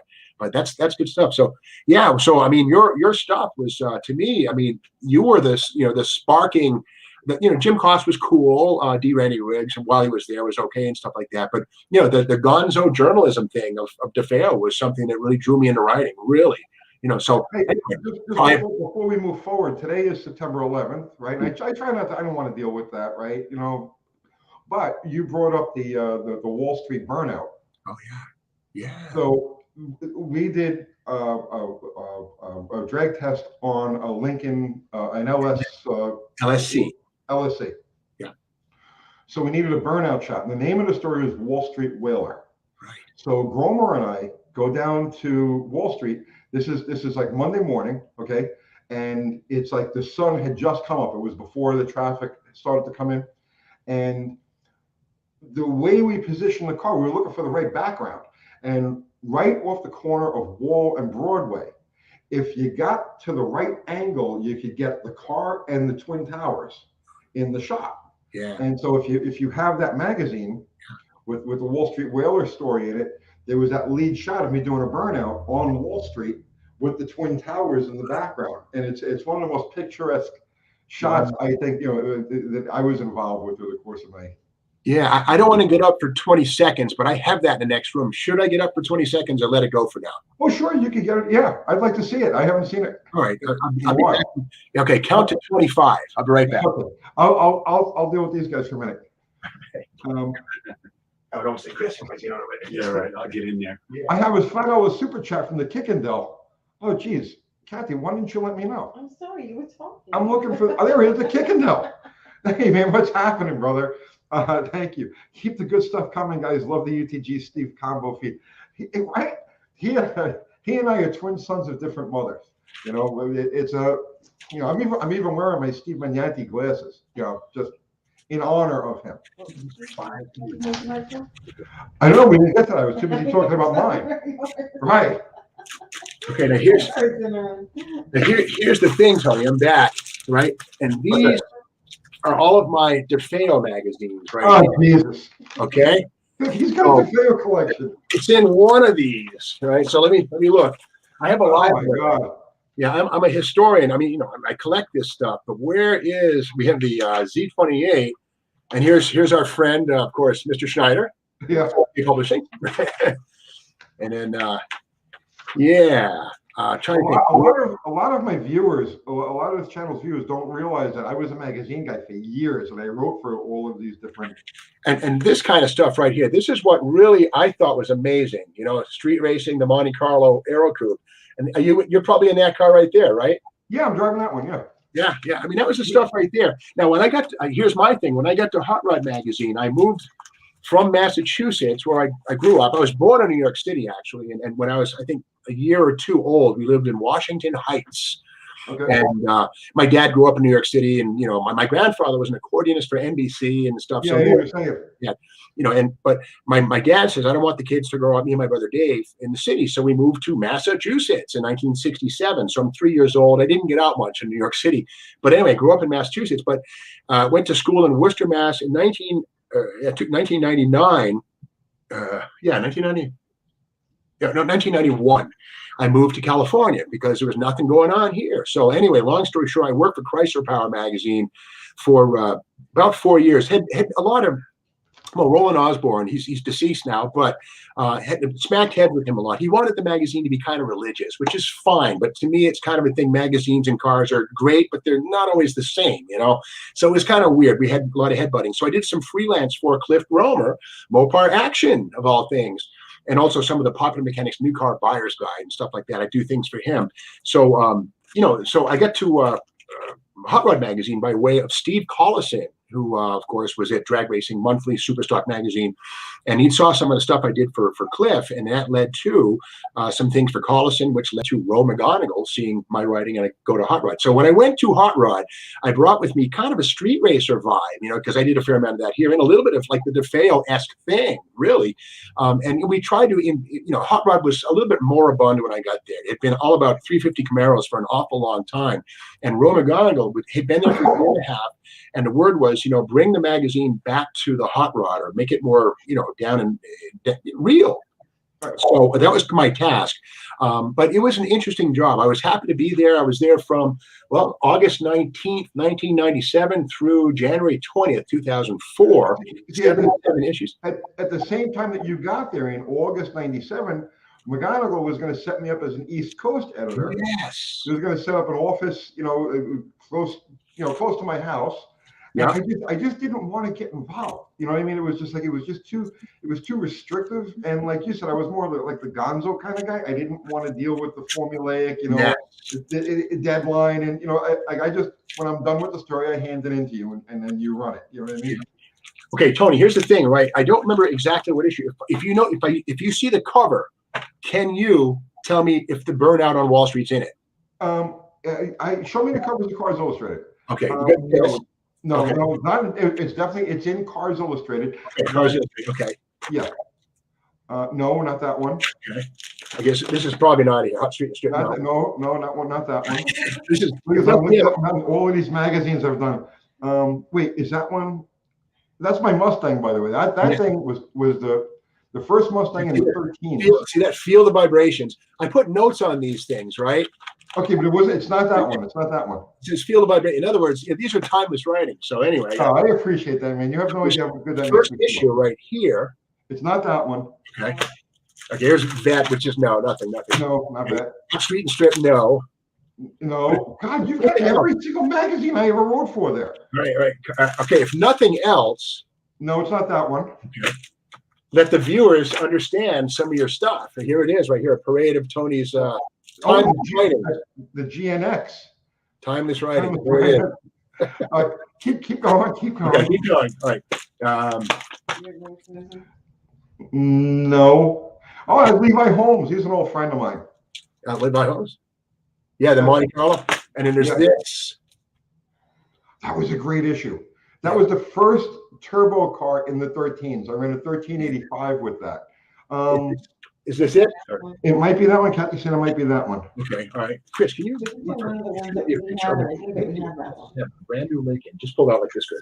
Doing a Burnout on Wall Street. And then see there's okay, this Hot Street and Strip Cars. No. Right? Okay. Let's see, we're getting down to the end. Here's another one. This one. Okay. Might be striking out. Street and Strip Cars. Oh, yeah, there it is. There it is. One. Oh, yeah. Oh, yeah, you're right. Absolutely. Yeah. Okay. Here we are. It's right on on the cover. Okay, but now go to the actual magazine, the actual article. This is one. 9/11. It's let's memorize. Let's look at this. It's worth doing. Okay, hang on. Lincoln. Okay, Lincoln Mark 7 LSC wailing down on Wall Street, page 48. And here it is. There it is. There it is. Yes, there it is, Tony. Good work. So Cliff Gromer laid down on Wall Street and shot that picture laying from the ground while I did the burnout with the towers in the background. Yeah. To be honest, I had never noticed the towers in the background, but there they are. And what an interesting thing that it's today. There you go, September 11th. Yeah. Now, question. Now, when you got that kind of suspension rise, was that done with the floor jack, or was that really the thing launching that hard? It took me a long time to get that thing to launch like that. Okay. No, that wasn't happening. Wow. What I did was I found I was neutral dropping the car. Okay. The thing is, you can't neutral drop them. Well, you gotta make the thing run however you gotta make it run, right? Yeah. So Fords, you can't neutral drop them. They just stay in neutral unless you're at a certain RPM. So I found that sweet spot RPM where I was able to just, I got it up to maybe like 2,300 RPM. And I was able to neutral drop it there and stand on it, and I would get the car to actually rock. That's cool. Huh. All right. Yeah, so which was your favorite? I just hogged the last 15 minutes of this freaking thing. No. I'm so sorry, Steve. So what was your best magazine experience? Well, there were a lot of them. I have to say, Hot Rod Magazine, it was 7 years, 77 issues, and just, there was really nothing about it that I didn't enjoy, except for the fact that every month you had to have your stories in and done. So I learned a Plan C mentality, which means when Plan A and Plan B take a crap, you better be ready with some story. Plan C, so most of the time the engine didn't blow up on the dyno or whatever, but I always learned to choose my battles. Like, in other words, let's do a 25 intake manifold shootout. Don't even think about that, because you can't get that done in 2 days. You might try it, but you're going to go insane in the process. So we would do, various things that, well, it was always interesting, but it drove me to Prozac, to be honest with you. Prozac, whatever, I still take a little bit. Why not 10 milligrams a day?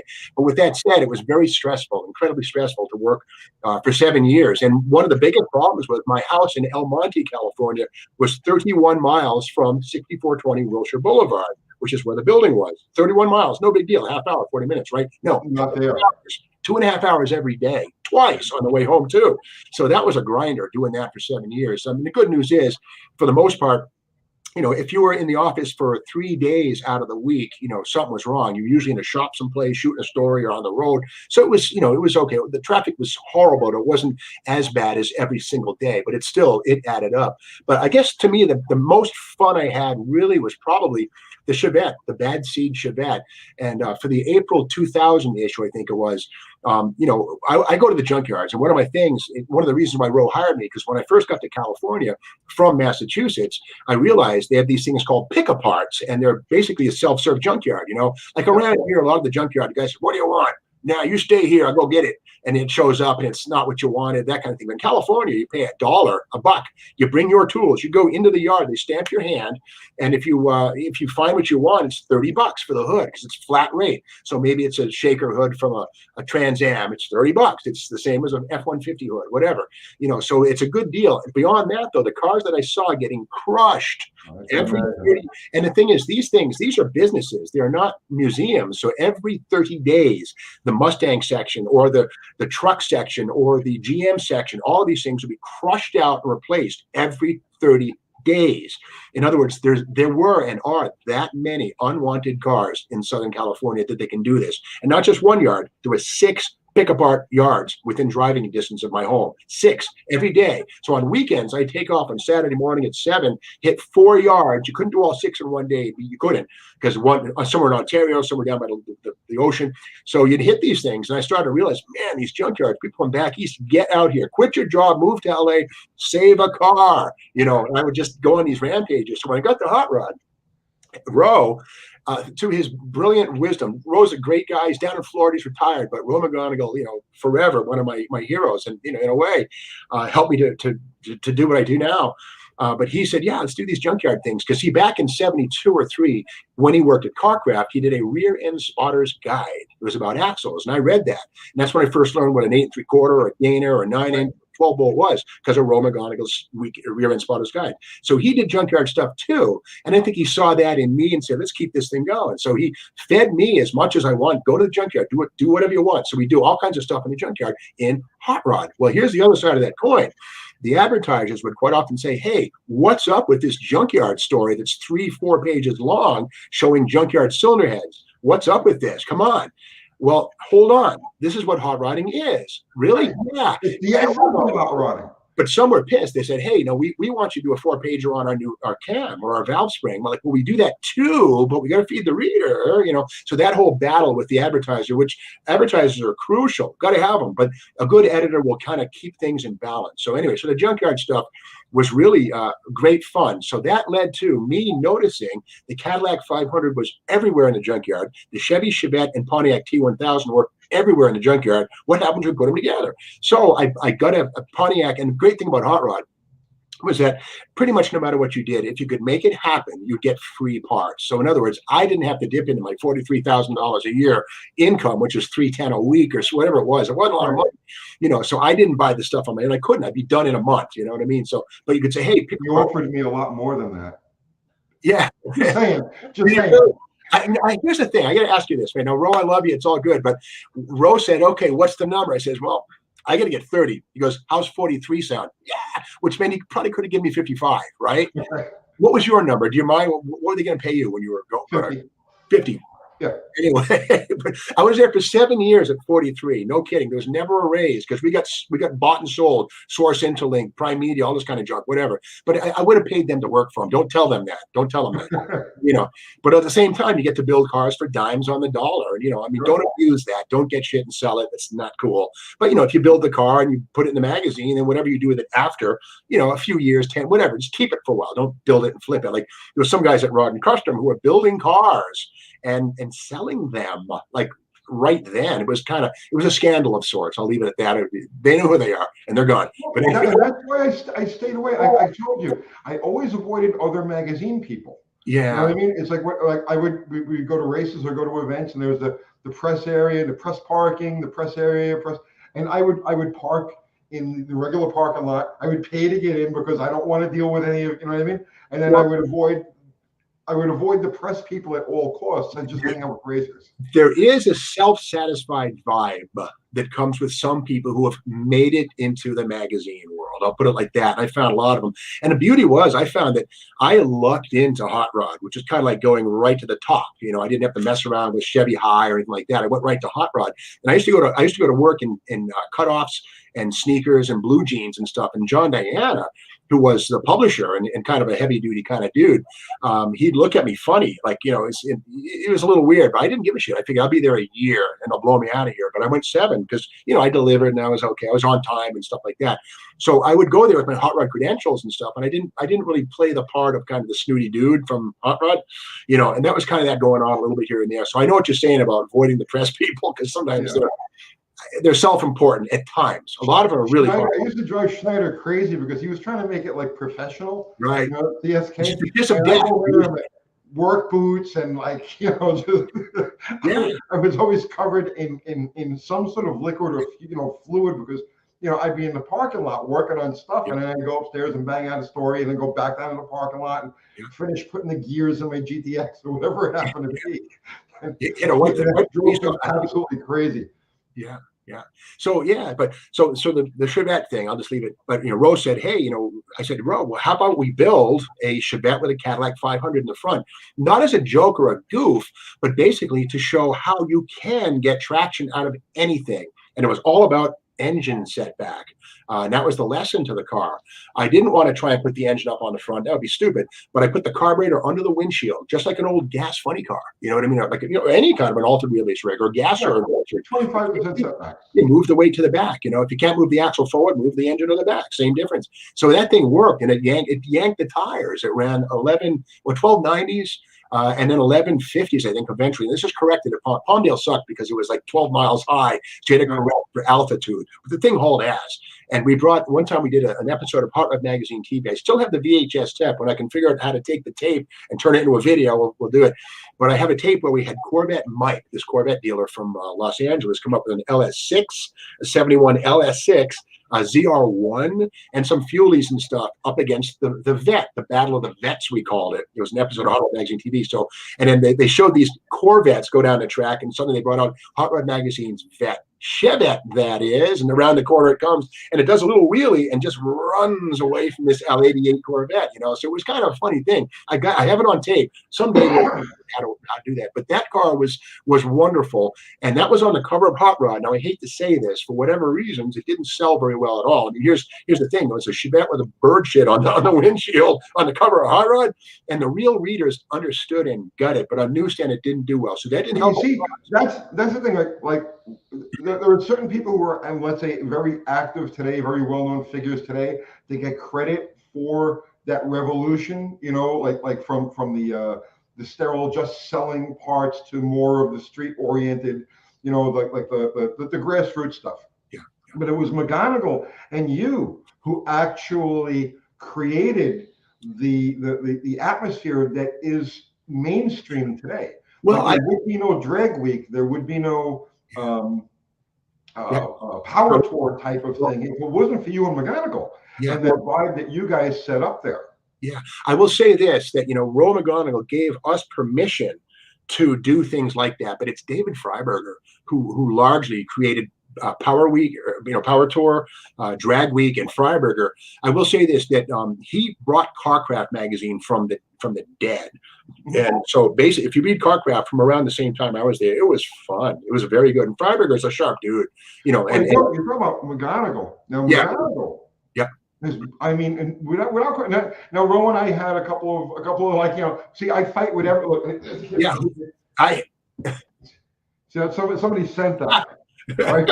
I haven't had a fight with you yet, but I will, and then we'll make up. Because that's the way it should be, okay? But like, okay, so Ro and I got into a thing about some editing that he did on a story that I handed in. Yeah. But I gotta tell you, right? He is, if you go back to his Carcraft days, 1971, 1972, 73, 74, right? He was the best writer out of, he's just amazing. Everything that guy does is off the chain, the chain. All the respect in the world. I hate that he should be on YouTube. Well, well, I'll tell you, I mean, you know, he was very moody, to be honest with you. And there was times when I'd walk into the office and I'd say to Jeff Koch, "Hey, Koch, what's the weather like today?" And what that meant was, I'm 5 minutes late. Is he going to chew on me or think it's okay? And, oh, it's not good. It's cloudy. Okay. And I'd go, "Hey, Ro," like walk by as quick as I could. And, you know, Ro, I mean, you know, he was under a lot of stress. I mean, hellish. He was driving to and from Orange County every day. And I can only imagine what that was like. He'd leave at 4 a.m. to get there, you know, and that will make you into somebody you're not. So, I mean, it was a pressure cooker. It was a pressure cooker. 7 years. Holy shit. But, you know. Those see, so Cars Illustrated, when I was doing those magazines that you have there, I was drawing on Carcraft from that early 1970s. Yeah. You know, when it was Drag Racing's Complete Magazine. Yes, it was. Yeah, Terry Cook. Line on it. Yeah. So everything that I did was basically parroting what Ro McGonigal and John Asher and Steve Collison did in Carcraft in those days. Well, I want to say it didn't come off that way. And that's usually the sign of somebody who adds their own thing to something that's already good. So, you know, it's a good thing. You know, and I always wondered why DeFeo didn't continue with writing. So what did you do after you got out of the magazine thing, like in 1990? Okay. I pulled up, it was 1990.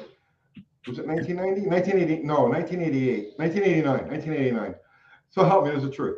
I pull up to the office. We have an office on Broadway, right across from the Flatiron Building. Okay. You know what I'm talking about, right? In New York City, yeah. So I had a 340 Duster that was my daily driver at the time, and I pulled up in front of the building. I was going to start hunting for a parking space, and I says, "I don't want to do this anymore." So I shoved it in first and went back home. And that was it. I was done. I called Neil Van Opry. I says, bro, all the magazines are yours. I'm done. He says, what are you going to do? I says, I'm going to go fix cars and I'm going to go race nitro. And he says, oh, okay, because I was always a nitro buck. So, and I had I've been helping on. I had started as a helper on a couple of different cars, and I had graduated from cleaning parts to like dropping oil pans and doing all the other stuff.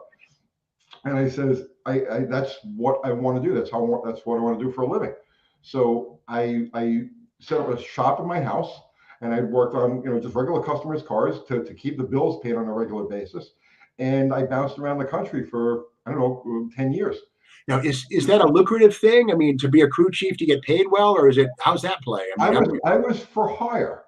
So depending on what you needed, if you needed a diver, I was there. If you needed a clutch guy, I was there. If you needed a top end guy, I was there. If you needed a tuner, I was there. If you needed a temporary crew chief, I was there. If you needed trained crew members, I was there. So I would bounce from car to car to car. Yeah. And in the meantime, I had my own fuel altered, which I never really got to run because I couldn't afford to run it. And I was partners on a top fuel dragster with Bobby Lagana. Okay. So now, would you get like a couple grand for a weekend or something like that for an event? Was it worth doing, or was it kind of labor of love, Towards the end, the last like 3 years that I was doing it, yeah, it paid really well. Okay. Because there weren't too many people that had it wasn't that I was an ace at any one given thing, but there weren't too many people that had my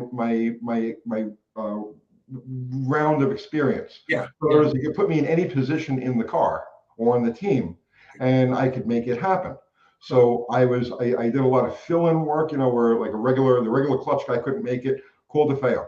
The regular diver couldn't make it, call DeFeo. We don't have anybody to organize this, call DeFeo. So it was actually pretty lucrative towards the end. I got paid well. Ever make it into the realm of like Frank Hawley's or any of those guys, or was it, Well, I never worked for Frank Hawley. I made a list. I made a list not too long ago because we were doing a video on my nitro days. Yeah. And I think there were 22 cars on the list. I mean, there's a lot of fuel cars that people see that the top 5 or whatever. There's a lot of fuel cars, or there were maybe more than there are now. But yeah, well, that's a lot of them were startup operations. So and I spent a lot of time in the Midwest. So there was guy would put together a nostalgia top fuel car, let's just say, and not even know how to start the damn thing. Well, that's where I would get called in and show them, here, this is how you lash the valve, this is how you check the bearings, this is how you set the valve, this is how you warm it up, this is how you do this, this is how you do that. And beyond that, and also beyond that, once I had to where it's sufficient with that, I would take off and go to the next job. I got you. And beyond that, why you have to do these things, of course, that's the other side of the coin too. A lot of guys, why am I doing that? Because if you don't, this will happen. Right. Yeah, cool. So yeah, but that's what I did, and it was literally living the dream. It was great. It was like I caught the very last bits of coolness in nitro. Yeah. Okay. We have a super chat. Oh my God. Oh, Pet to Star Car, is that the one? Okay, I hope this team up becomes a regular thing. This is great. Sure.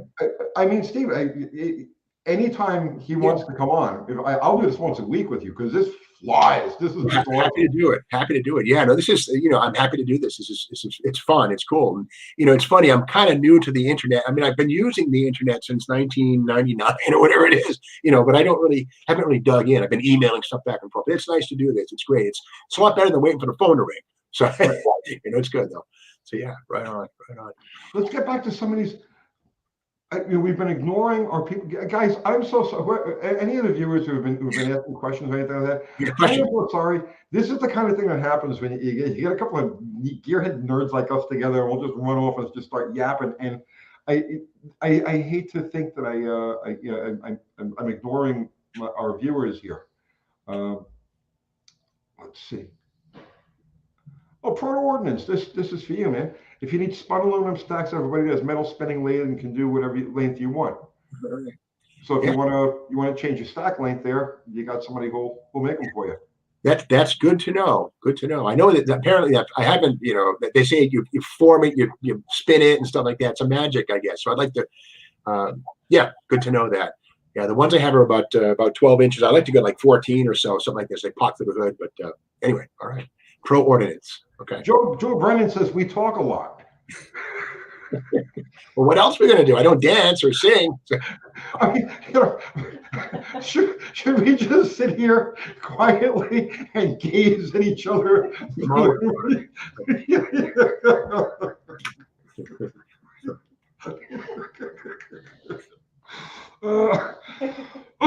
Charles Manson. Now let's see. Hey Tony, what junkyard was it you were in? The newer video didn't look like CFC. I didn't know there were any other.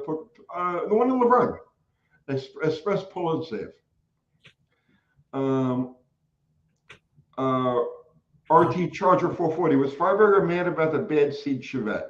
Well, yeah. I mean, well, here's the thing that happened with that, right? When I moved to California, I had a couple of cars. I built a little Hemi Dart that would run a low 11 or a high, like a 10.999 on a perfect day. But I got in with a bunch of friends who used to street race down in the city of Industry on a place called Capitol Avenue, which was about 4 lanes wide and half a mile long, something like that. And we'd go down there and street race, before I even got to the magazine. It was part of my life. Well, one weekend, Mike Bumbeck, who you might know, I don't know, but he was with various magazines. He come in and I say, hey, Mike, we're going to run the Chevette tonight down at Capitol Avenue. We call it the Traction Capital. That's what we used to call it. Put VHT down. It was sticky. And so, all right, cool. And then Dave Freiberger walks into the office while we're talking about this. And Bumbeck goes, so Freiberger, you're going to come tonight? To what? Well, Steve's going to street race the Chevette. And Freiberger looks at me and says, no, you're not. I said, why not? Well, because that's a company vehicle. And when you kill somebody, he said, we're going to get sued. What he didn't know was that, well, I had it in my head that I owned it, which I did. And I had it in my head that I could do that kind of stuff. And I was wrong, to be very honest. You know what I mean? But with that said, he was like, no, you're not doing that. Okay, no problem. I did it anyway, didn't kill anybody. We went racing. I took pictures, by the way. So and in fact, as the years passed, it became something I could talk about, but I almost got fired over that. He was pissed. And the thing of it is, I mean, he had a point. If I wiped out or whatever the heck happened, and that car was in Hot Rod, it's certainly the lawyers probably would have come running toward Peterson Publishing. Who knows? But he thought about it too much, I thought. So yes, he was upset about that, but we got over it in years since. But I've written about that actually in Bang Shift. I wrote the whole story on it and stuff. So, but yeah, he was bummed, but we're over it. The street racing thing got me I don't want to say it got me in a lot of trouble, but it got me blacklisted from everything. Like I couldn't get credentials at any NHRA events. I couldn't get I was like persona non grata among, you know what I mean? Like the establishment types, because street racing was what I did in those magazines, and it was something. It was all I did. It was just go street race all the time, every day, all the time, everywhere with every car. So it got me. It got me like, I was like the black sheep of the automotive journalist family, which I was good with. You know what I mean? It's like, I don't want, what was it? Groucho Marx said, I don't want to be a part of any organization that would have me. Right. So, like, I'm okay with it. Blacklist me. I would rather be that than the member of the sheep. I mean, I remember, I got a little bit of heat from some of the guys. Well, Jeff Smith, who I appreciate and stuff, he was like, I built the altered wheelbase Nova. He goes, you're building your coffin. What are you talking about? He's the most conservative person who ever lived. It just that kind of stuff. But so the street racing, to me, again, I knock on wood, I never got in trouble about it. We did smart things. We did dangerous things safely, is what I like to say. And here's the thing, a lot of the Fast and Furious movies, I was out in California, those things hit. And suddenly street racing becomes driving through the 405 at 80 miles an hour with your 3 other buddies. Yeah, totally different. Not street racing, but that's what's in those movies, so there's a crackdown.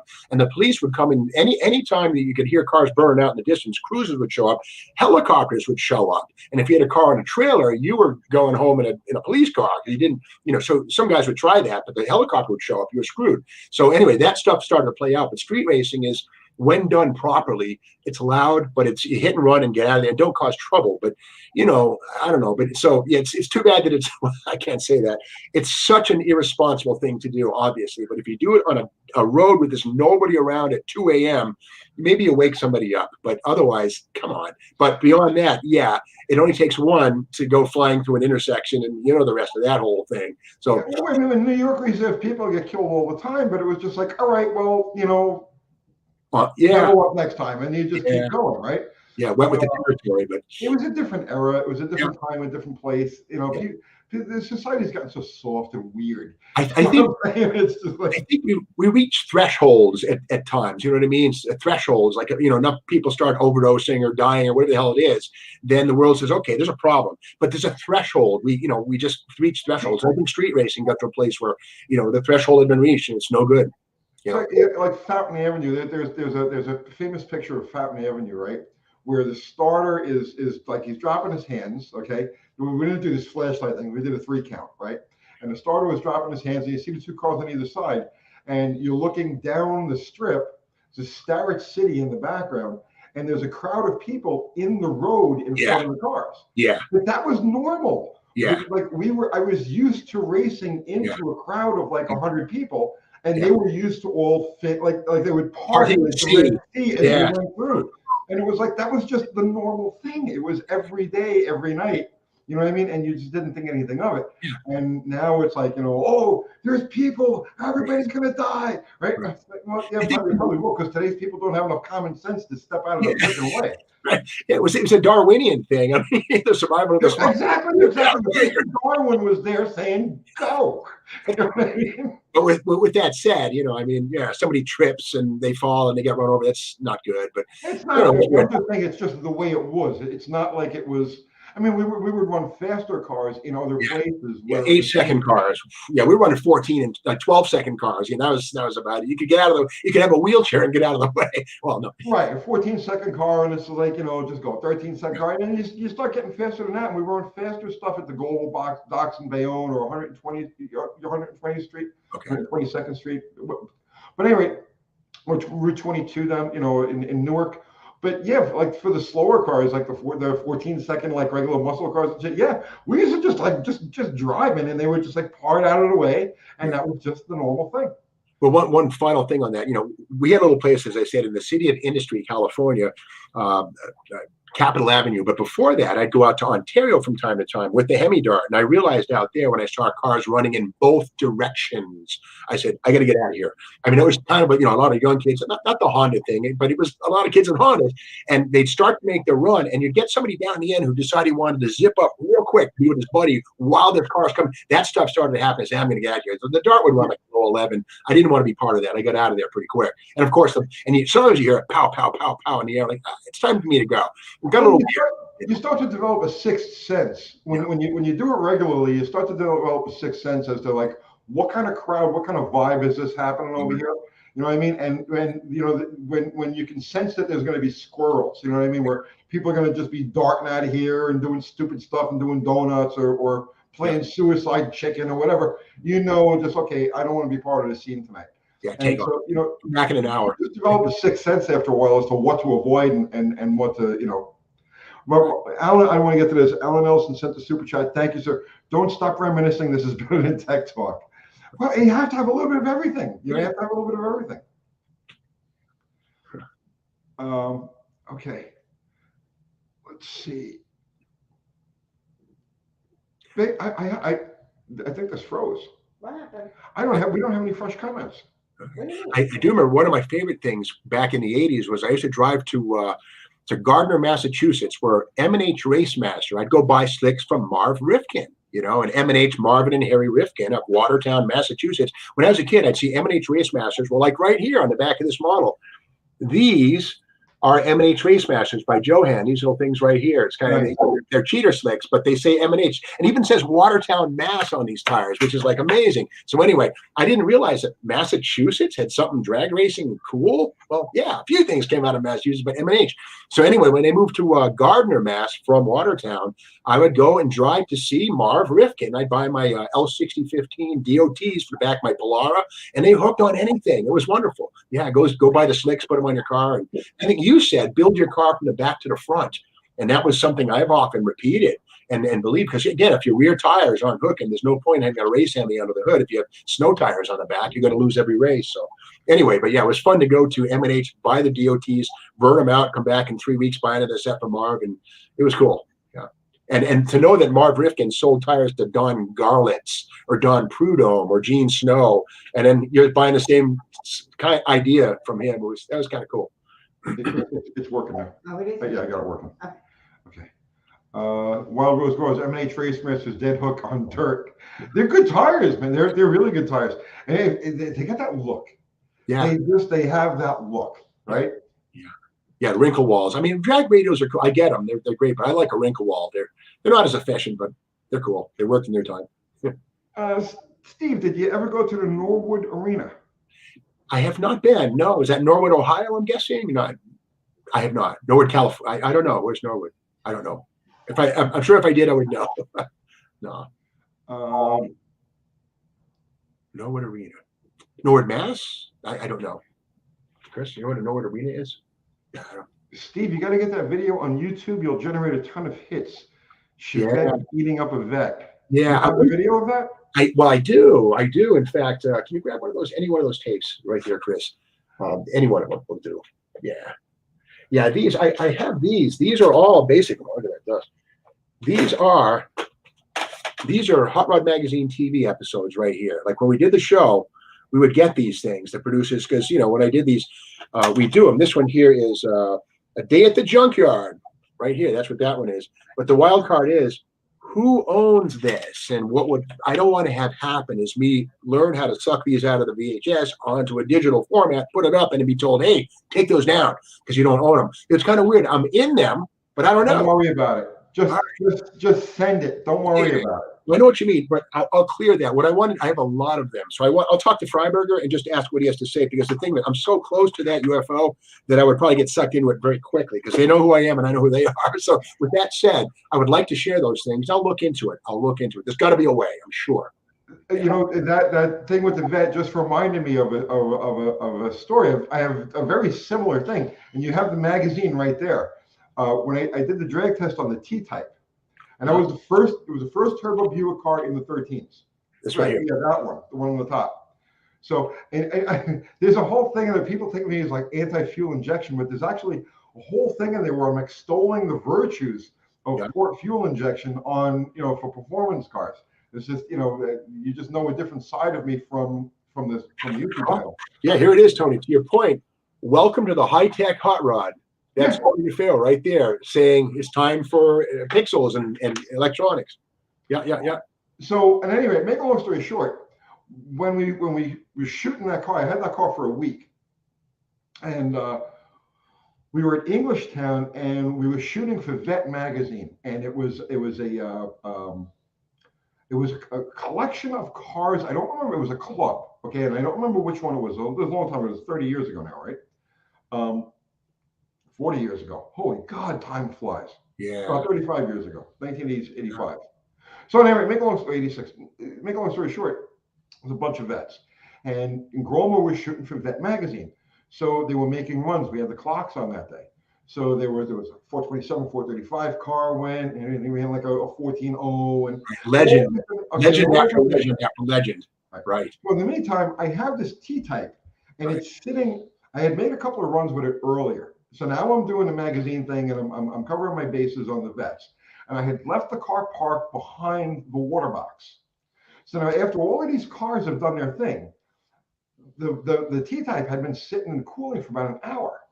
So it was like last run of the day, and all of it's ready to rock. I got it. It's ice cold. I get on the car. I do a quick burnout. I stage. Woof, 1385 at 99 miles an hour. So Right. when I drove back past the vet guys. They were all like, they were like enraged. Yeah. You know what I mean? It was like, oh, you toppled the kings. Yeah. Yeah, I mean, I remember when those cars came out. It's I used to imagine. I think you said it. The 5-liter Mustang was the Roadrunner of the '80s. It was. And again, the car that kept America power shifting for sure, because most 5.0s were T5 equipped. Thank goodness. The automatics were kind of the minority, although they had a better axle. The 327 try and steal it at the beginning. But it's true that the Grand National, the turbo motors. I mean, it's kind of crappy that they're a little V6, but you put a turbo on anything, and it'll haul ass. But Buick got it right with those things, and they had the right attitude. The T-Type, and of course the Connecticut State Police used them as freeway interceptors, which was pretty cool. That adds clout right there. So I won a lot. I won dozens of street races with that car because of the turbo lag. You know what I mean? It was the perfect combination for a place like Fountain Avenue where you had no traction. And that thing, you could just flat punch it, and it would go eek, eek, eek, eek, eek, and build boost, and the mass was already kind of moving when it came on hard. So you'd pull a car on just about anything that was in the other lane on a slippery surface like Fountain Avenue. Yeah. Say we're coming up on we're getting close to 2 hours. So let's because I go on all night. I think we're just gonna have to make a date and do this again. Yeah, I'd be happy to. Sure. Let's just take a couple of quick ones here from our let's see. Okay, Anthony's trying to pick apart new. I didn't mean to click on that, but yeah, I get it. Yeah, I was out at pick aparts back in 1990 through 2005, and it broke my heart. The number of beautiful cars I saw get crushed out. A lot of four doors and wagons just unappreciated and crushed out. Sad. Yeah. No, Steve, was the Carcraft Hot Rod rivalry real? Absolutely. Yeah. It's funny. I was on staff, Ro McGonigal, Terry McGee, and Jeff Koch, Gray Baskerville, and me were Hot Rod. And of course, over at Carcraft, David Freiberger, Matt King, a couple other guys, but there's no doubt that Freiberger could pull off things at Carcraft that we couldn't at Hot Rod because of, I don't know, propriety. I don't know what it is. There was a thing where, we'd love to do that, but we're not Carcraft. I was as Carcraft as it got. But yeah, Freiberger created a thing with Carcraft. He gave it new life, and he kind of was like roadkill before roadkill. It was, he became very real, which to me it was shocking that he had a problem with me street racing the Chevette, and yet I don't know. It's kind of weird. But with that said, he had to wear the certain hat at the right job, and he was smart enough to do that. But with that said, when he did so good at Carcraft, they brought him to Hot Rod. So one Wednesday afternoon, we're doing Hot Rod Magazine TV at some machine shop, whatever it is. Kevin Ostie, the producer, who runs V8 TV, I think he's online too. But Ostie says, "Hey, did you hear the news?" "No, what?" "Freiberger's the new editor." "What? Wow." I'm like, well, I guess that's good because we get to be more like Carcraft now. But the trouble was, when at Carcraft, you put a different hat on. When at Hot Rod, you put a different hat on. There's more history, there's more formality, and so he kind of had to reel it in a little bit. But beyond all of that, the thing was screwy was that Ro was still my editor. They didn't let Ro go, which is nice, but it's like being on a U-boat with two captains, Freiberger and Ro. So I had this split allegiance for 2 years, which was kind of weird. But with that said, yes, Carcraft and Hot Rod absolutely were in competition. But here's the reality. Hot Rod had 3 times the readership that Carcraft did just because of the momentum of it. But Carcraft was a very real and up-and-coming thing. And still, to its very end, with John McGann at the wheel, was a good publication. And it was sad on December 6, 2019, when all magazines were summarily executed. It was a day that 125 people were sent home, and they didn't know it was coming. And all the magazines were halfway made were just flushed. There was no farewell issue from Carcraft or anything. It was a weird thing, but it happened. It's business. That's the way it happens. Yeah, I always say that December 6, 2019, a day that will live in infamy. No, not Pearl Harbor, but the great magazine slaughter. But anyway, I know, like I have plenty of friends that were in the industry. Yeah, I feel bad that they were displaced, but I mean, I was honestly glad to see the whole thing go. Yeah, it had the magazine format, the idea of magazines had really outlived its. You know what I'm saying? Yeah, it outlived its relevancy. Yeah, right. So there's so much information now that can be found. Okay, so you go back to when we were kids, right? You waited for that magazine to come. You had subscriptions to everything, or you went to the local candy store, and you waited for the next magazine to come, and you devoured it, and that was your source of information. That's where you got your education from. Like the technical articles that were in Carcraft, right? Or I used to get Circle Track magazine. Yeah, C.J. Baker. I had actually no interest in Circle Tracks, but the tech articles were awesome. I learned C.J. so Baker much from reading those. Yep. So, but by the time this era came about, that was completely gone. Yeah. Those magazines didn't really have a purpose anymore. Now, with the internet, with YouTube, with all the education is there, and it's instant, and you don't have to wait and cross-reference. Over the course of months, it's right there in 5 minutes. You can pick up all the education you need. One of the first tremors of that earthquake was live event coverage. Winter Nationals, Daytona 500. Don't bother. because magazines used to be 3 months later, and that was one of the first tremors that things were changing, because the internet could tell you what happened at Daytona 500 before it happened, whereas the magazines, so we stopped doing live event coverage except for things that we created, like Power Tour, because we could control when that information came out. But yeah, that was the beginning. And certainly, you know, when I was at Hot Rod in 1998, it was the 50th anniversary of the magazine, and the rumblings were already there. What's the future hold, and how's this going to happen? And there was a lot of these internet pairings and affinity clubs and hotrod.com and these crazy things. It's now finally alive and well, but a lot of false starts and, you know, teething. It was a slow death of the paper industry. I saw it as a mercy killing.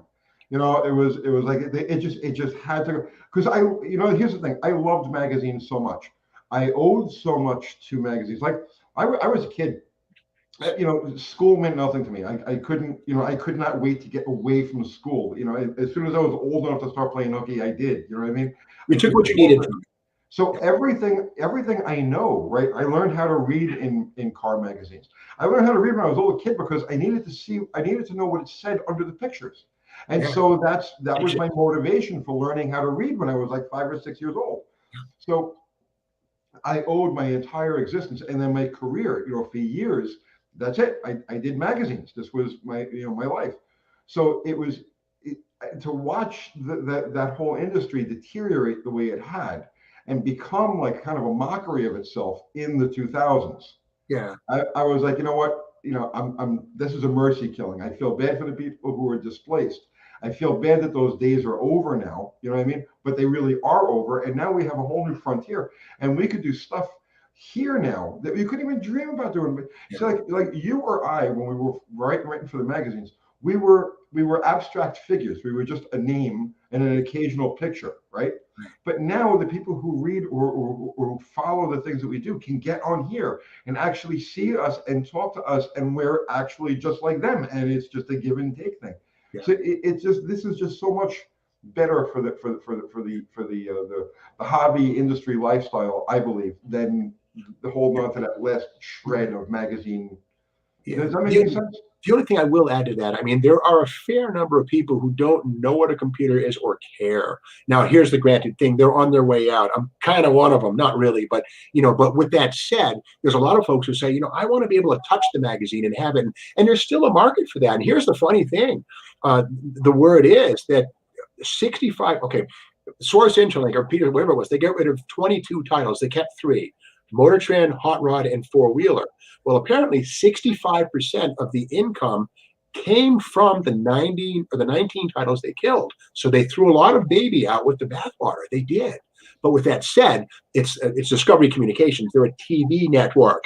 And when they merged with Peterson or Hot Rod, whatever you want to call it, the word was the end is coming for paper. But it took about 6 years. But with that said, they threw a lot of baby out with the bathwater. Now, I'm not saying you need to cater to that, but there's a lot of older folks who don't do computers. I get that.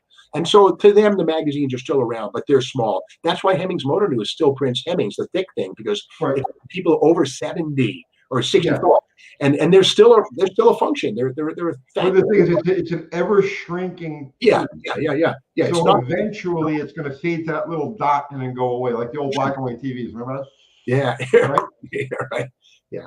So you know, magazines, I owe everything to them, but I agree fully that, you know, the future is certainly not paper, but it's not dead. There's a thing called was it In the Garage Media? I write for All Chevy Performance. Some of the guys from Chevy Height, Nick Licata, they're still making some paper. They're doing okay. It's a niche thing, which is fine. Vinyl, you know, like people who still press vinyl records. Yeah. There'll always be, you know, phonographs. There'll always be vinyl, you know, because there's a certain quality and a certain feel to it that's similar to with the magazines, you know. So you'll always have those little niche publications, but they're not. It's just not the same. They're a novelty. You know what I mean? They're a novelty. Nobody's releasing new music on vinyl. Nobody is doing anything profound or groundbreaking in print. Yeah. Now it's all.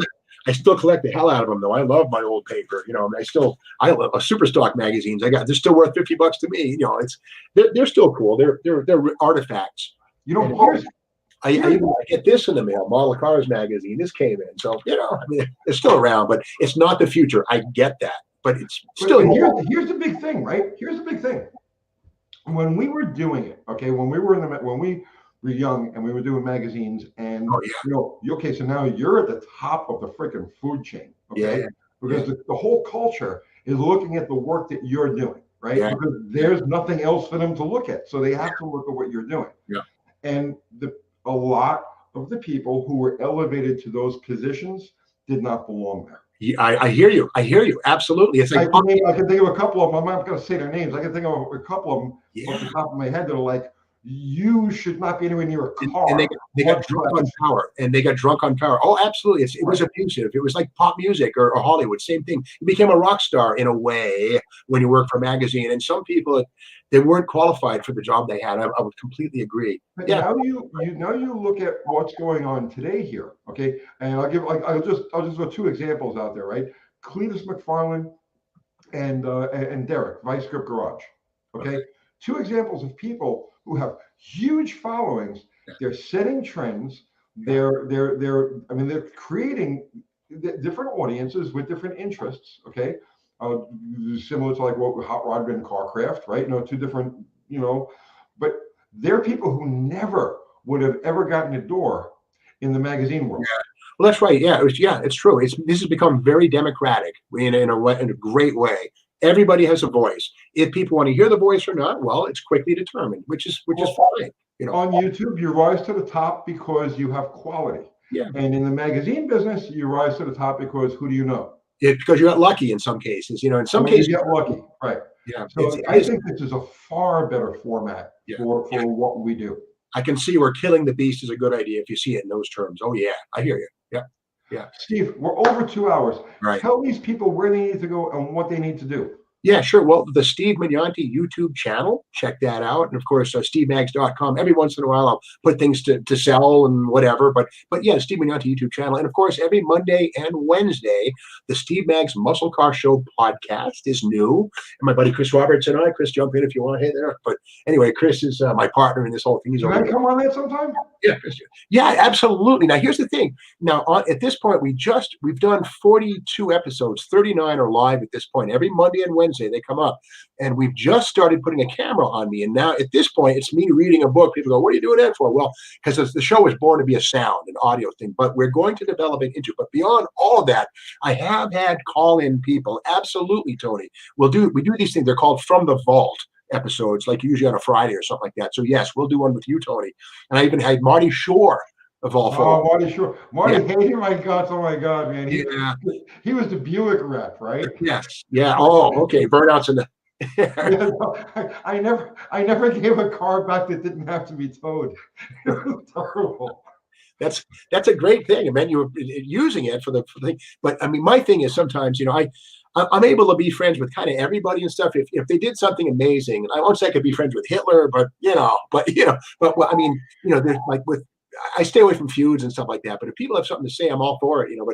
But the funny thing is, on some of my back in the 90s, I had tape recorded interviews to do stories with people like Ronnie Socks, Dick Landy, Bill Jenkins. And I put those things on my YouTube, on the channel, on the podcast from time to time. So those are the From the Vault episodes, which are all there. Put them on the YouTube channel, man. That's yeah, well, the only bummer is there's no video to them. It's just sound. Doesn't have to be.